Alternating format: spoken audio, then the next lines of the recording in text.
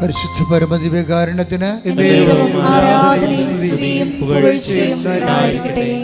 ഇവിടെ നമുക്കറിയാമല്ലോ, ഉടമ്പടി ഒരു പ്രാർത്ഥനാ രൂപം എന്നതിനേക്കാളുപരി ഒരു പ്രവൃത്തിയുന്മുഖ പ്രാർത്ഥനാ പദ്ധതിയാണ്.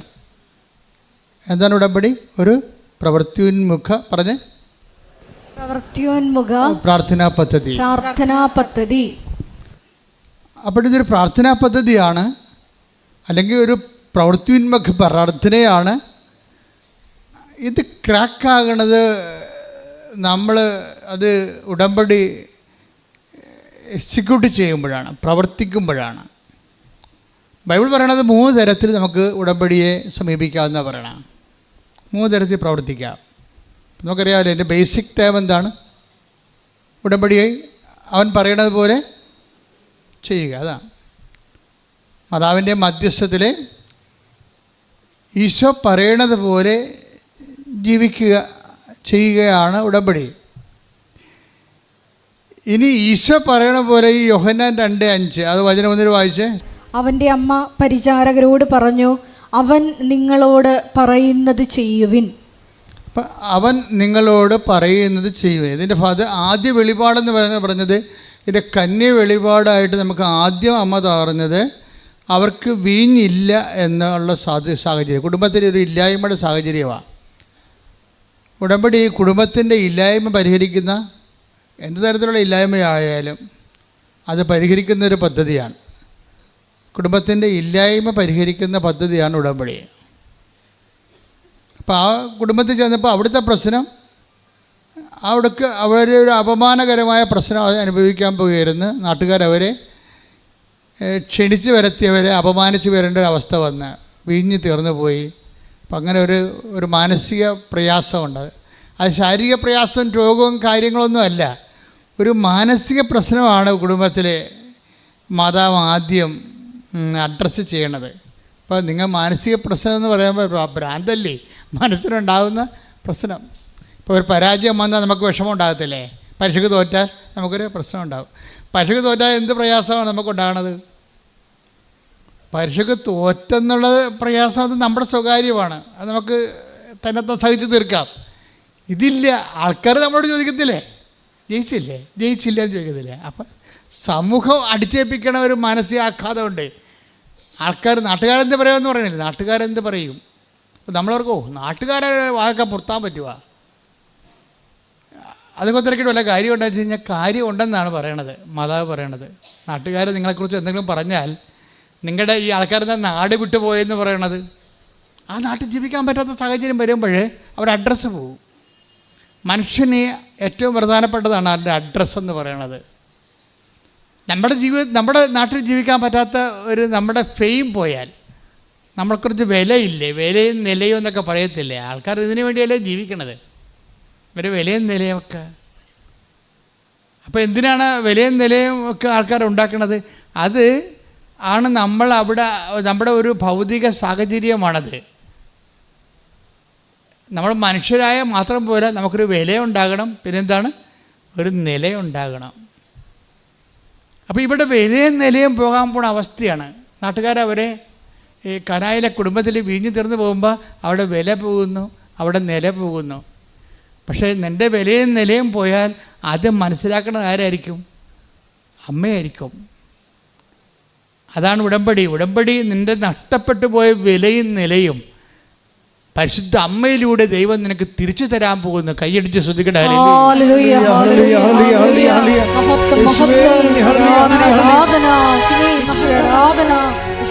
ഉടമ്പടിയിലൂടെ ഞങ്ങൾക്ക് നഷ്ടപ്പെട്ട ഐശ്വര്യം പുനഃസ്ഥാപിക്കുന്നതിന് നന്ദി പറയുന്നു.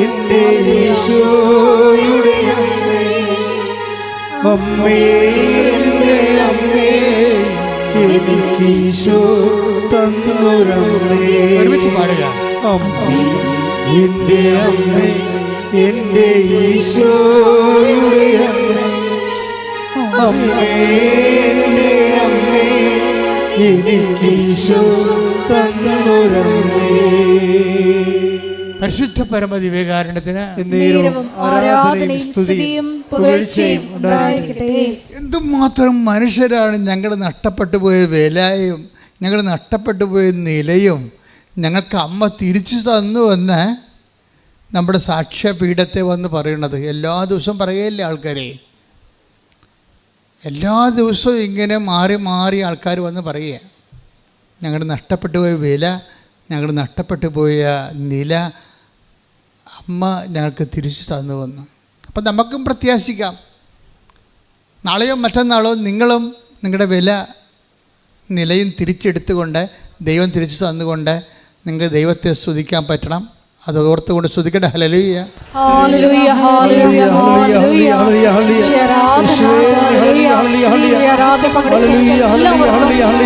സാക്ഷ്യം പറയാനിടയാക്കണമെന്ന് പ്രാർത്ഥിക്കുന്നു. ആരാധന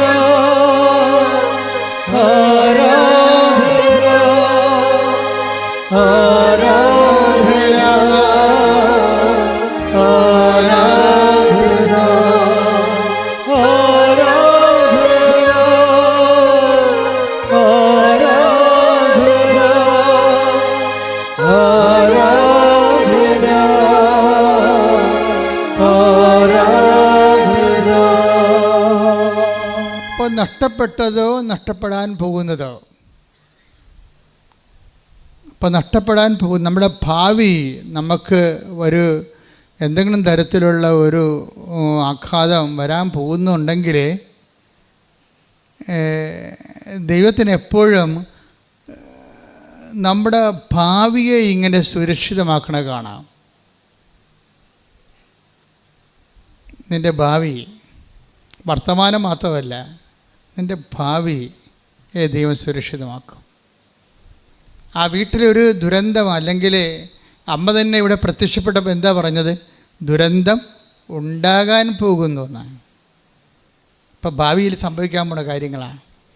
അത് വ്യക്തിയായാലും ശരി, രാജ്യമായാലും ശരി, ഇനി ഭൂലോകം ആസകരമായാലും ശരി, വരാൻ പോകുന്ന ദുരന്തത്തെ പ്രതിരോധിക്കാൻ കൂടി ദൈവം അമ്മയ്ക്ക് ഉത്തരവാദിത്തം കൊടുത്തിട്ടുണ്ട്. അതുകൊണ്ട് നാളെ നിനക്കുണ്ടാകാൻ പോകുന്ന ദുരന്തങ്ങളെ, ദുഃഖങ്ങളെ അമ്മ ഇന്ന് പരിഹരിക്കുന്നതിൻ്റെ പേരാണ് ഉടമ്പടി. സ്തുതിക്കട്ടെ. ഹല്ലേലൂയ, ഹല്ലേലൂയ, ഹല്ലേലൂയ, ഹല്ലേലൂയ, ഹല്ലേലൂയ.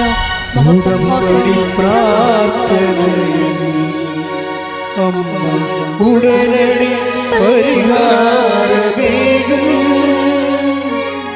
ഉടമ്പടി പ്രാർത്ഥനയിൽ അമ്മ ഉടനടി പരിഹാരമേകും. അവൻ പറയുന്നതും ചെയ്തിടും. ജീവിതം ധന്യമാക്കിയിടും. അവൻ പറയുന്നതും ചെയ്തിടും. ജീവിതം ധന്യമാക്കിയിടും. അതാണ് ഉടമ്പടിയുടെ ഒരു മർമ്മം എന്ന് പറഞ്ഞാൽ. അതാണ് എന്താണ്? അവൻ പറയുന്നത് പോലെ സ്വരത്തിൽ പറഞ്ഞേ ചെയ്യുവിൻ. ഇത് പുതിയ തലമുറയ്ക്ക് എന്നാ പറ്റി? പണ്ടൊക്കെ ആൾക്കാർ എന്തൊരു ഇടിമുഴക്കം പോലെ ആയിരിക്കും പറയണത്. ഞാൻ ചോദിക്കുന്നതൊക്കെ മറുപടി പറയായിരുന്നു. ഇപ്പോഴത്തെ ആൾക്കാർ ഞാൻ ചോദിക്കുന്ന ഉടമ്പടിയെക്കുറിച്ചുള്ള സാക്ഷരത നിങ്ങൾക്ക് കുറവാണ്. രണ്ട് കാര്യങ്ങൾ നിങ്ങൾ ചെയ്യണം. ഒന്ന്, പഴയ അച്ഛൻ്റെ ടോക്കുകളെല്ലാം കേൾക്കണം. കാര്യം ഉടമ്പടിയുടെ ബേസിക് റെവലേഷൻസ് എല്ലാം പഴയ ധ്യാനത്തിലാണ് കിടക്കണത്. ഇതിപ്പോഴുള്ള എല്ലാം അപ്ഡേഷൻസ് അല്ലേ? ബേസിക് കഴിഞ്ഞിട്ട് പിന്നീടുള്ള അപ്ഡേഷൻസാണ് ഇപ്പോൾ വരണത്. ഇപ്പോഴുള്ള അപ്ഡേഷൻസിൻ്റെ ഗുണമെന്ന് പറയണത് മേജർ പ്രോബ്ലംസ് ക്രാക്ക് ചെയ്യാൻ ഇപ്പോഴത്തെ പ്രിൻസിപ്പിൾസാണ് നല്ലത്. പക്ഷേ ബേസിക് പ്രോബ്ലംസ് ക്രാക്ക് ചെയ്യുന്നതിന് പഴയത് കേൾക്കണം, പഴയ ഉടമ്പടി കേൾക്കണം. അതിനകത്ത് ഓരോ വിഷയങ്ങളെക്കുറിച്ചും അത് വെളിപാടിൻ്റെ ആദ്യകാലമായത് കാരണം ഭയങ്കര പവർഫുള്ളായിരുന്നു ആ കാലങ്ങളിൽ. ഇന്ന് ആൾക്കാർ അതെല്ലാം അനുഷ്ഠിച്ച് അനുഭവം പ്രാപിച്ചെല്ലാം ആവശ്യജരെ സാക്ഷ്യം പറയുന്നൊരു കാലമാണ്. അപ്പം നിങ്ങൾ പഴയതും പുതിയതും കേൾക്കണം. അപ്പോൾ മാത്രമേ നിങ്ങൾക്ക് ഇതിൻ്റെ അത് കാര്യം എപ്പോഴും ഇപ്പോൾ പുതിയൊരു കാര്യം ഇപ്പം ഞാൻ നിങ്ങളോട് പറയാം. നമുക്ക് ഇപ്പം അവൻ പറയണ പോലെ ചെയ്യുകയാണ് ഉടമ്പടി അല്ലേ? നമുക്ക് 3 തരത്തിൽ ചെയ്യാവുന്നതാണ്. രാവിലെ അമ്മ പറഞ്ഞത് ഈ ഉടമ്പടി ധ്യാനത്തിൻ്റെ ഒരു പ്രശ്നം, ഇന്നലെ രാത്രി വരെ എൻ്റെ അലച്ചിലാണ്. അടുത്ത പ്രാവശ്യം എന്തായിരിക്കും അമ്മ പറയണത്? ഞാനെപ്പോഴും ജപമാല ചൊല്ലുമ്പോഴും വെറുതെ ഇരിക്കുമ്പോഴൊക്കെ ഉടമ്പടി ധ്യാനത്തെക്കുറിച്ചായിരിക്കും ചിന്തിക്കുന്നത്, പ്രാർത്ഥിക്കണതും ആലോചിക്കണതും. കുർബാന അർപ്പിക്കുമ്പോഴും എൻ്റെ മനസ്സിൽ ഉടമ്പടി ധ്യാനം ഉണ്ടാവും. കുർബാന അർപ്പിക്കുമ്പോഴും അവിടെ അച്ഛന്മാർ കുർബാന ചൊല്ലിക്കണമെങ്കിൽ ഞാൻ കുർബാന കൂടുമ്പോഴും എൻ്റെ മനസ്സിൽ ഞാൻ അപ്പ ഇപ്പം ക്രിസ്തുവിലൂടെ എന്നൊക്കെ പറഞ്ഞപ്പോൾ ഇന്ന് ഞാൻ പറഞ്ഞു അപ്പം ഈ കുർബാനയുടെ ഏറ്റവും ബെസ്റ്റ് ടൈമിലൊന്നാണ് ദൈവമേ ക്രിസ്തുവിൽ തന്നെ അങ്ങേക്ക് എന്ന് പറഞ്ഞ് കുർബാന പിതാവായ ദൈവത്തെ അർപ്പിക്കുന്ന സമയത്ത് അപ്പായെ വിളിച്ച് പ്രാർത്ഥിക്കാനാണ് സഭ പറയണത്. അപ്പായെ വിളിച്ച് സഭ പ്രാർത്ഥിക്കണം അപ്പോഴാണ്. അതിനുശേഷമാണ് പിന്നീട് സ്വർഗസ്ഥനായ പിതാവേ എന്ന് സഭ പ്രാർത്ഥിക്കുന്നത്. മനോഹരമായൊരു സമയമാണത്, ഒരു വല്ലാത്ത സമയം. അപ്പം അപ്പായുടെയൊക്കെ ക്രിസ്തുവിനെ സഭയ്ക്ക് കാഴ്ചവെക്കാനുള്ള ഏറ്റവും വലിയ കാഴ്ച, അതിനേക്കാൾ വലിയൊരു കാഴ്ച ഇനി ഒരു കാലത്തും സഭയ്ക്ക് അപ്പായ്ക്ക് കൊടുക്കാനുണ്ടാകത്തില്ല. എന്താണ്? അപ്പത്തിൻ്റെ വീഞ്ഞിൻ്റെ രൂപത്തിൽ സാന്നിധ്യം നൽകുന്ന ക്രിസ്തുവിനെ തന്നെ താങ്ക്സ് ഗിവിംഗ് ആയിട്ട്, യുക്രിസ്റ്റായിട്ട്, നന്ദിയായിട്ട്, സ്വത്രബലിയായിട്ട് അപ്പായ്ക്ക് സമർപ്പിക്കാം. അയ്യോ, അതിനുശേഷമാണ് സഭ അപ്പായുടെ പ്രാർത്ഥന പ്രാർത്ഥിക്കുന്നത്. സ്വർഗസ്ഥനായ ഞങ്ങളുടെ പിതാവേ, കുർബാനയുടെ അംശങ്ങൾ നമ്മൾ അറിയണമെങ്കിൽ എപ്പോഴും കുർബാനയെക്കുറിച്ച് നമ്മൾ ധ്യാനിച്ചുകൊണ്ടിരിക്കും. അത്രയ്ക്ക് മനോഹരം തന്നെയല്ല, അത്രയ്ക്ക് ഈടുള്ള അഭിഷേകം. എല്ലാ പ്രാർത്ഥനയ്ക്കും അഭിഷേകം ഉണ്ടെങ്കിലും കുർബാനയുടെ അഭിഷേകം എന്ന് പറയുന്നത് നമുക്ക് അതിനെ ദൈവം ഇനി ഒരിക്കലും കുർബാനയ്ക്ക് പകരം വേറെ ഒന്നും ചെയ്യത്തില്ല. അത്രയ്ക്ക് എല്ലാ മേഖലകളിലും അത് അഭിഷേകമാണ്. അതിൻ്റെ അന്തസത്ത പണ്ട് ഞങ്ങൾക്ക് അറിയത്തില്ലായിരുന്നു. ലത്തിയിലായിരുന്നു കുർബാന അർപ്പിച്ചുകൊണ്ടിരുന്നത്. എൻ്റെ കുഞ്ഞുനാളിലൊക്കെ പള്ളിയിൽ പോകുമ്പോൾ ഞാൻ 4ാം ക്ലാസ്സിലൊക്കെ ചെല്ലുമ്പോൾ ലത്തീം കുർബാന അച്ഛൻ അങ്ങോട്ട് തിരിഞ്ഞാണ് അർപ്പിച്ചുകൊണ്ടിരുന്നത്. അപ്പോൾ അതിനുശേഷം വത്തിക്കാൻ സുനഹദോസ് കൂടി പിതാക്കന്മാരിലൂടെ പരിശുദ്ധാത്മാവ് ജനങ്ങൾക്ക് തിരിഞ്ഞ് കുർബാന അർപ്പിക്കാൻ പറഞ്ഞു. അത് മലയാളത്തിൽ ചെല്ലാൻ പറഞ്ഞ്. അപ്പോഴാണ് ഇടിമുഴക്കം ഉണ്ടായത്. മലയാളത്തിൽ ചൊല്ലിയപ്പോൾ എല്ലാവർക്കും മനസ്സിലായി എന്താണ് നടക്കുന്നത് അൾത്താരയിൽ, എന്താണ് അവർ പാടുന്നത്. കർത്താവെ കനിയണമേ എന്ന് പറയുമ്പോൾ നമ്മുടെ ഉള്ളിലെ കർത്താവിൻ്റെ കനിവിങ്ങനെ നിറവായി വരും. അതിൻ്റെ കാരണം വെച്ച് കഴിഞ്ഞാൽ ആ പ്രാർത്ഥന വരുന്ന ഒരു സ്രോതസ്സുണ്ട്. അതായത് ഒരു ഗ്രാമത്തെ അല്ലെങ്കിൽ ഒരു പട്ടണത്തെ ശത്രുക്കൾ വളഞ്ഞ് അതിനെ ആക്രമിച്ച് അതിനെ കീഴ്പ്പെടുത്താൻ വേണ്ടി വരുമ്പോൾ ആ പട്ടണത്തിൻ്റെ രാജാവ് പടയാളികളുടെ കൂടെ ഇവരെ എതിർക്കാൻ വേണ്ടി പോകും. അവരെ പുറകെ നടന്ന് ആക്രമിച്ച് കീഴ്പ്പെടുത്തി അവരുടെ രാജ്യം കൊള്ളയടിച്ച് അവിടുന്ന് രത്നങ്ങളും സ്വർണങ്ങളുമായിട്ട് രാജാവ് തിരിച്ചു വരുന്ന ഒരു റോമൻ ഒരു ചരിത്രത്തിൻ്റെ പിന്നിലുണ്ട്. അപ്പം ജനങ്ങൾ പറയും എന്താണ്, രാജാവ് സ്വർണവും രത്നവുമായിട്ട് നമ്മളെ കൊല്ലാൻ വന്ന ശത്രുക്കളെ നമ്മൾ കീഴടക്കി കഴിഞ്ഞിട്ട് അവരുടെ പണ്ടം നമ്മൾ കൊള്ളയടിച്ച് കഴിഞ്ഞിട്ട് ആ കൊള്ള വസ്തുക്കളുമായിട്ട് തിരിച്ചു വരുന്നൊരവരവുണ്ട്. അത് യഹൂദൻ്റെ ജീവിതത്തിൽ അതുണ്ട്. യഹൂദൻ പറയും കൊള്ള വസ്തുക്കൾ പങ്കിടുന്നവരെ പോലെ ഞങ്ങൾ ആഹ്ലാദിച്ചെന്ന്. അപ്പോൾ നമ്മളോർക്കും കൊള്ള വസ്തുക്കൾ കാണുമ്പോൾ കണ്ടവൻ്റെ മുതൽ കൈയേറിയതിന് ആഹ്ലാദം ഉണ്ടാവുക. യഹൂദിന് ആഹ്ലാദം ഉണ്ടാവും. കാര്യം എന്താണ്? അവൻ്റെ പാർപ്പിടം കൈയേറാൻ വന്നവനെയാണ് രാജാവ് പോയി ആക്രമിച്ചിട്ട് അവൻ്റെ കൊള്ള വസ്തുക്കൾ പങ്കിട്ടുണ്ടോ എന്നിരിക്കുകയാണ്. ഇവൻ മരിക്കുന്നതിന് പകരം ഇവൻ ജീവിക്കുകയും ഇവനെ വർത്തമാനമാക്കുകയും ചെയ്യും. അത് കുർബാനയിൽ രാജാവ് ക്രിസ്തുവാണ്. സാത്താൻ നമ്മുടെ ആത്മാവിനെ തകർക്കാൻ വേണ്ടി വന്നു.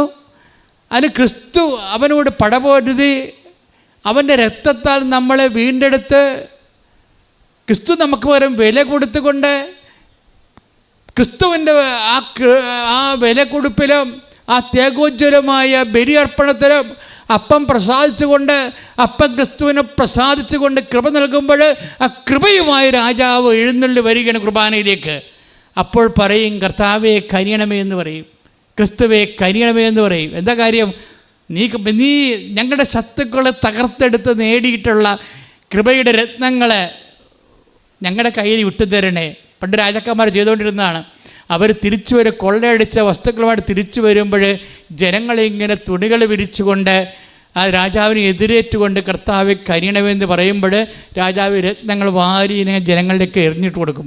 എന്തൊരു ആഹ്ലാദത്തോടും ആരവത്തോടും കൂടിയാണ് അവരത് പറയണത്. അത് ഭയങ്കരമായ ഒരു ചരിത്രപരമായ വികാരോജ്വലമായ നിമിഷങ്ങളാണ് സഭ കുർബാനയിലേക്ക് എടുത്തിരിക്കുന്നത്. അത് മനോഹരമാണ് ശരിക്കും പറഞ്ഞാൽ.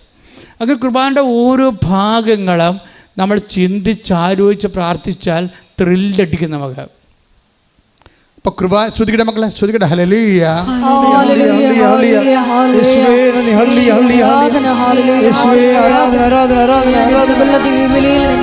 അനുഭവിച്ച് കുർബാനയിൽ പങ്കെടുക്കുവാനുള്ള വലിയ കൃപ ഞങ്ങൾക്ക് ഒരുമിച്ച് പാടാം. ശ്രുതികട ഹല്ലേലൂയ.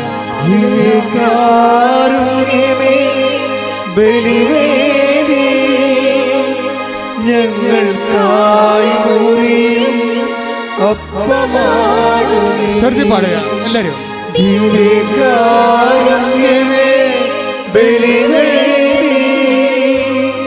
ഞങ്ങൾക്കായി മുറിയും അപ്പമാണു നീ, ജീവൻ സമൃദ്ധമായി ഉണ്ടാകുവാൻ നീ മുറിക്കപ്പെടുന്നു. ജീവൻ സമൃദ്ധമായി ഉണ്ടാകുവാൻ നീ മുറിക്കപ്പെടുന്നു. സ്വയമേ ശൂന്യമാകുന്നു. ഇതുപോലെ എല്ലാ ലിറ്റർജിക്കലായിട്ടുള്ള ആരാധനാക്രമ സംബന്ധമായ എല്ലാ വിഷയങ്ങളോടും നമുക്ക് സാങ്കേതിക ജ്ഞാനമല്ല വേണ്ടത്. നമുക്ക് വേണ്ടത് ബയോളജിക്കൽ റിലേഷനാണ്. ജൈവജ്ഞാനം വേണം. അതിൻ്റെ ഓരോ വിഷയങ്ങൾക്കും അതിൻ്റെ ജൈവപരതയുണ്ട്. അത് സ്പന്ദിക്കുന്നുണ്ട്. വികാരജ്വലമാണ് അതിൻ്റെ എല്ലാം. കുർബാനയൊക്കെ കർത്താവ് പാപത്തിൻ്റെ പരിഹാരമായിട്ട് ദൈവം കണ്ട നീതിയുടെ ഏറ്റവും വലിയ കാഴ്ചയാണ്. തന്നെ മുറിച്ച് കൊടുക്കേണ്ടി വന്നാൽ ആ അറ്റം വരെ പോയിക്കൊണ്ട് അത് ചെയ്തുകൊണ്ട് നിന്നെ സ്നേഹിക്കണം. ദൈവത്തിൻ്റെ സ്നേഹത്തിൻ്റെ ഹൃദയത്തിൻ്റെ സ്പന്ദനമാണ് കുർബാന. ശ്രുതികട ഹല്ലേലൂയ. ഹല്ലേലൂയ ഹല്ലേലൂയ ഹല്ലേലൂയ ഹല്ലേലൂയ. മഹത്വം മഹത്വം. നിന്നെ വീണ്ടെടുക്കുവാൻ ഏറ്റവും വരെ പോകുന്ന അവസാന താഴ് സമയം. നന്ദി പറയുന്നു. ശ്രുതികട ഹല്ലേലൂയ. ഹല്ലേലൂയ. എല്ലാവരും ശ്രുതിക്കട്ടെ, ശക്തമായി ശ്രുതിക്കട്ടെ, ഇടിമുഴക്കം പോലെ ശ്രുതിക്കട്ടെ. കർത്താവിൻ്റെ സ്നേഹം, കർത്താവിൻ്റെ സ്നേഹം, കർത്താവിൻ്റെ സ്നേഹം എല്ലാവർക്കും മുഴുകട്ടെ.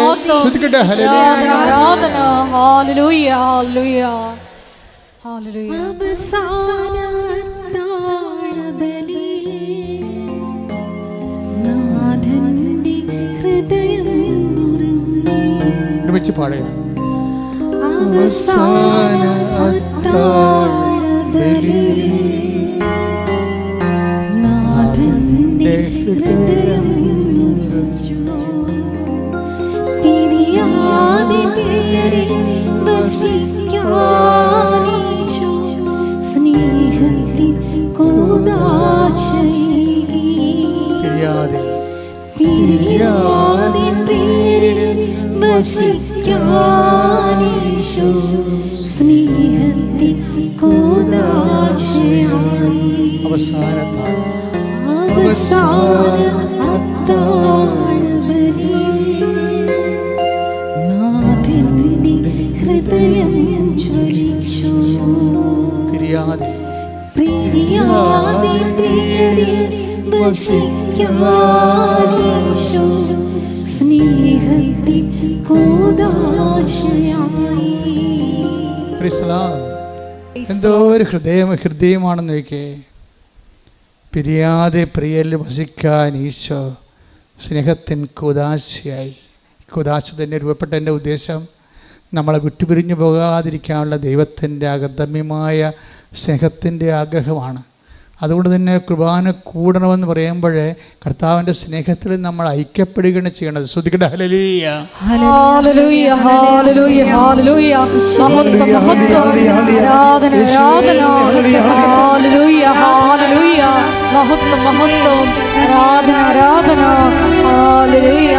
ഈശോയെ, ഞങ്ങൾ കുർബാന അഭിഷേകം നൽകണമേ. കുർബാന പോലും ശരിക്കും പരിശുദ്ധ കുർബാന പോലും എന്താണ്? കവനൻ്റാണ്, ഉടമ്പടിയാണ്. ഉടമ്പടി ഒരു പെർഫെക്റ്റ് ആൻഡ് പവർഫുൾ ഫോർമുലയാണ്. നിങ്ങളത് എങ്ങനെ അനുഷ്ഠിക്കുന്നു എന്ന് കാണാം. ഇപ്പോൾ കുർബാന തന്നെ എത്രയോ പേര് അനുഷ്ഠിക്കുന്ന വ്യത്യസ്തമായ അനുഭവങ്ങളല്ലേ. അതാണ് അച്ഛൻ ആദ്യമേ പറഞ്ഞത്. നിങ്ങളുടെ അറിവിന് ആനുപാതികമായിരിക്കും നിങ്ങളുടെ അനുഭവം. അറിവിന് ആനുപാതികമായിരിക്കും. ഉടമ്പടിയും അങ്ങനെ തന്നെയാണ്.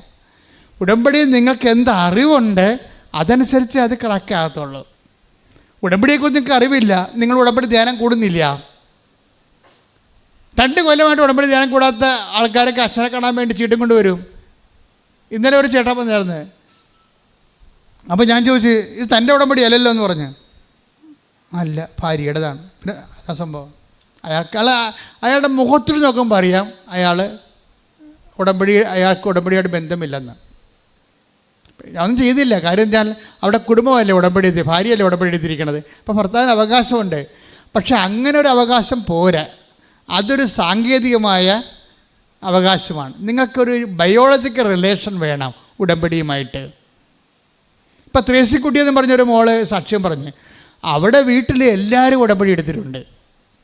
ത്രേസിക്കുട്ടിയുടെ വിഷയം കുറച്ചുകൂടി സീരിയസ് ആയത് കാരണം അവർക്ക് എല്ലാവർക്കും തന്നെ ഉടമ്പടി എടുക്കാനുള്ള അഭിഷേകം കിട്ടിയ കാരണം എല്ലാവരും ഉടമ്പടി എടുത്തു.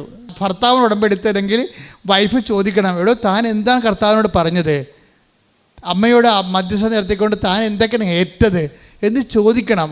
അങ്ങോട്ടും ഇങ്ങോട്ടും ചോദിച്ചിട്ട് അത് മനസ്സിലാക്കിയിട്ട് ആ അറിവിന് ആനുപാതികമായിട്ടാണ് എല്ലാവരും ജീവിക്കണമെങ്കിൽ ഒറ്റ ഉടമ്പടിക്ക് എല്ലാവരും ഉടമ്പടി എടുത്ത പോലെയാകും. അതാണ് ഏറ്റവും മാതൃകാപരമായ സംഭവം. ഞാൻ പറഞ്ഞു, ഒരു വീട്ടിൽ ഒരു കാശ് രൂപ മതി ശരിക്കും പറഞ്ഞാൽ. പിന്നെ ബാക്കിയുടെ അച്ഛൻ കാണാൻ വരുമ്പോൾ കാശ് രൂപ വേറെ കൊടുക്കുന്നുണ്ട്, ഞാൻ തന്നെ കൊടുക്കുന്നുണ്ട് കാണാൻ വരുമ്പോൾ, ഇല്ലേ? ഇപ്പം അത് രണ്ട് കാശ് രൂപ നമുക്ക് കിട്ടണത്.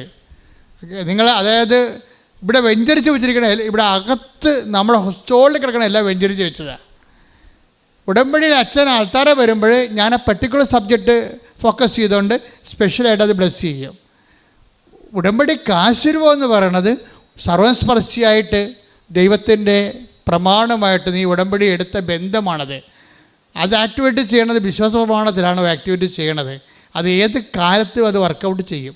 അതുകൊണ്ടാണ് ഉടമ്പടി കാശുരൂപം മിസ്സാകരുത്, ട്രാൻസ്ഫർ ചെയ്യരുതെന്ന് പറയും. കാര്യം ട്രാൻസ്ഫർ ചെയ്യാൻ മറ്റവർക്ക് അർഹതയില്ല.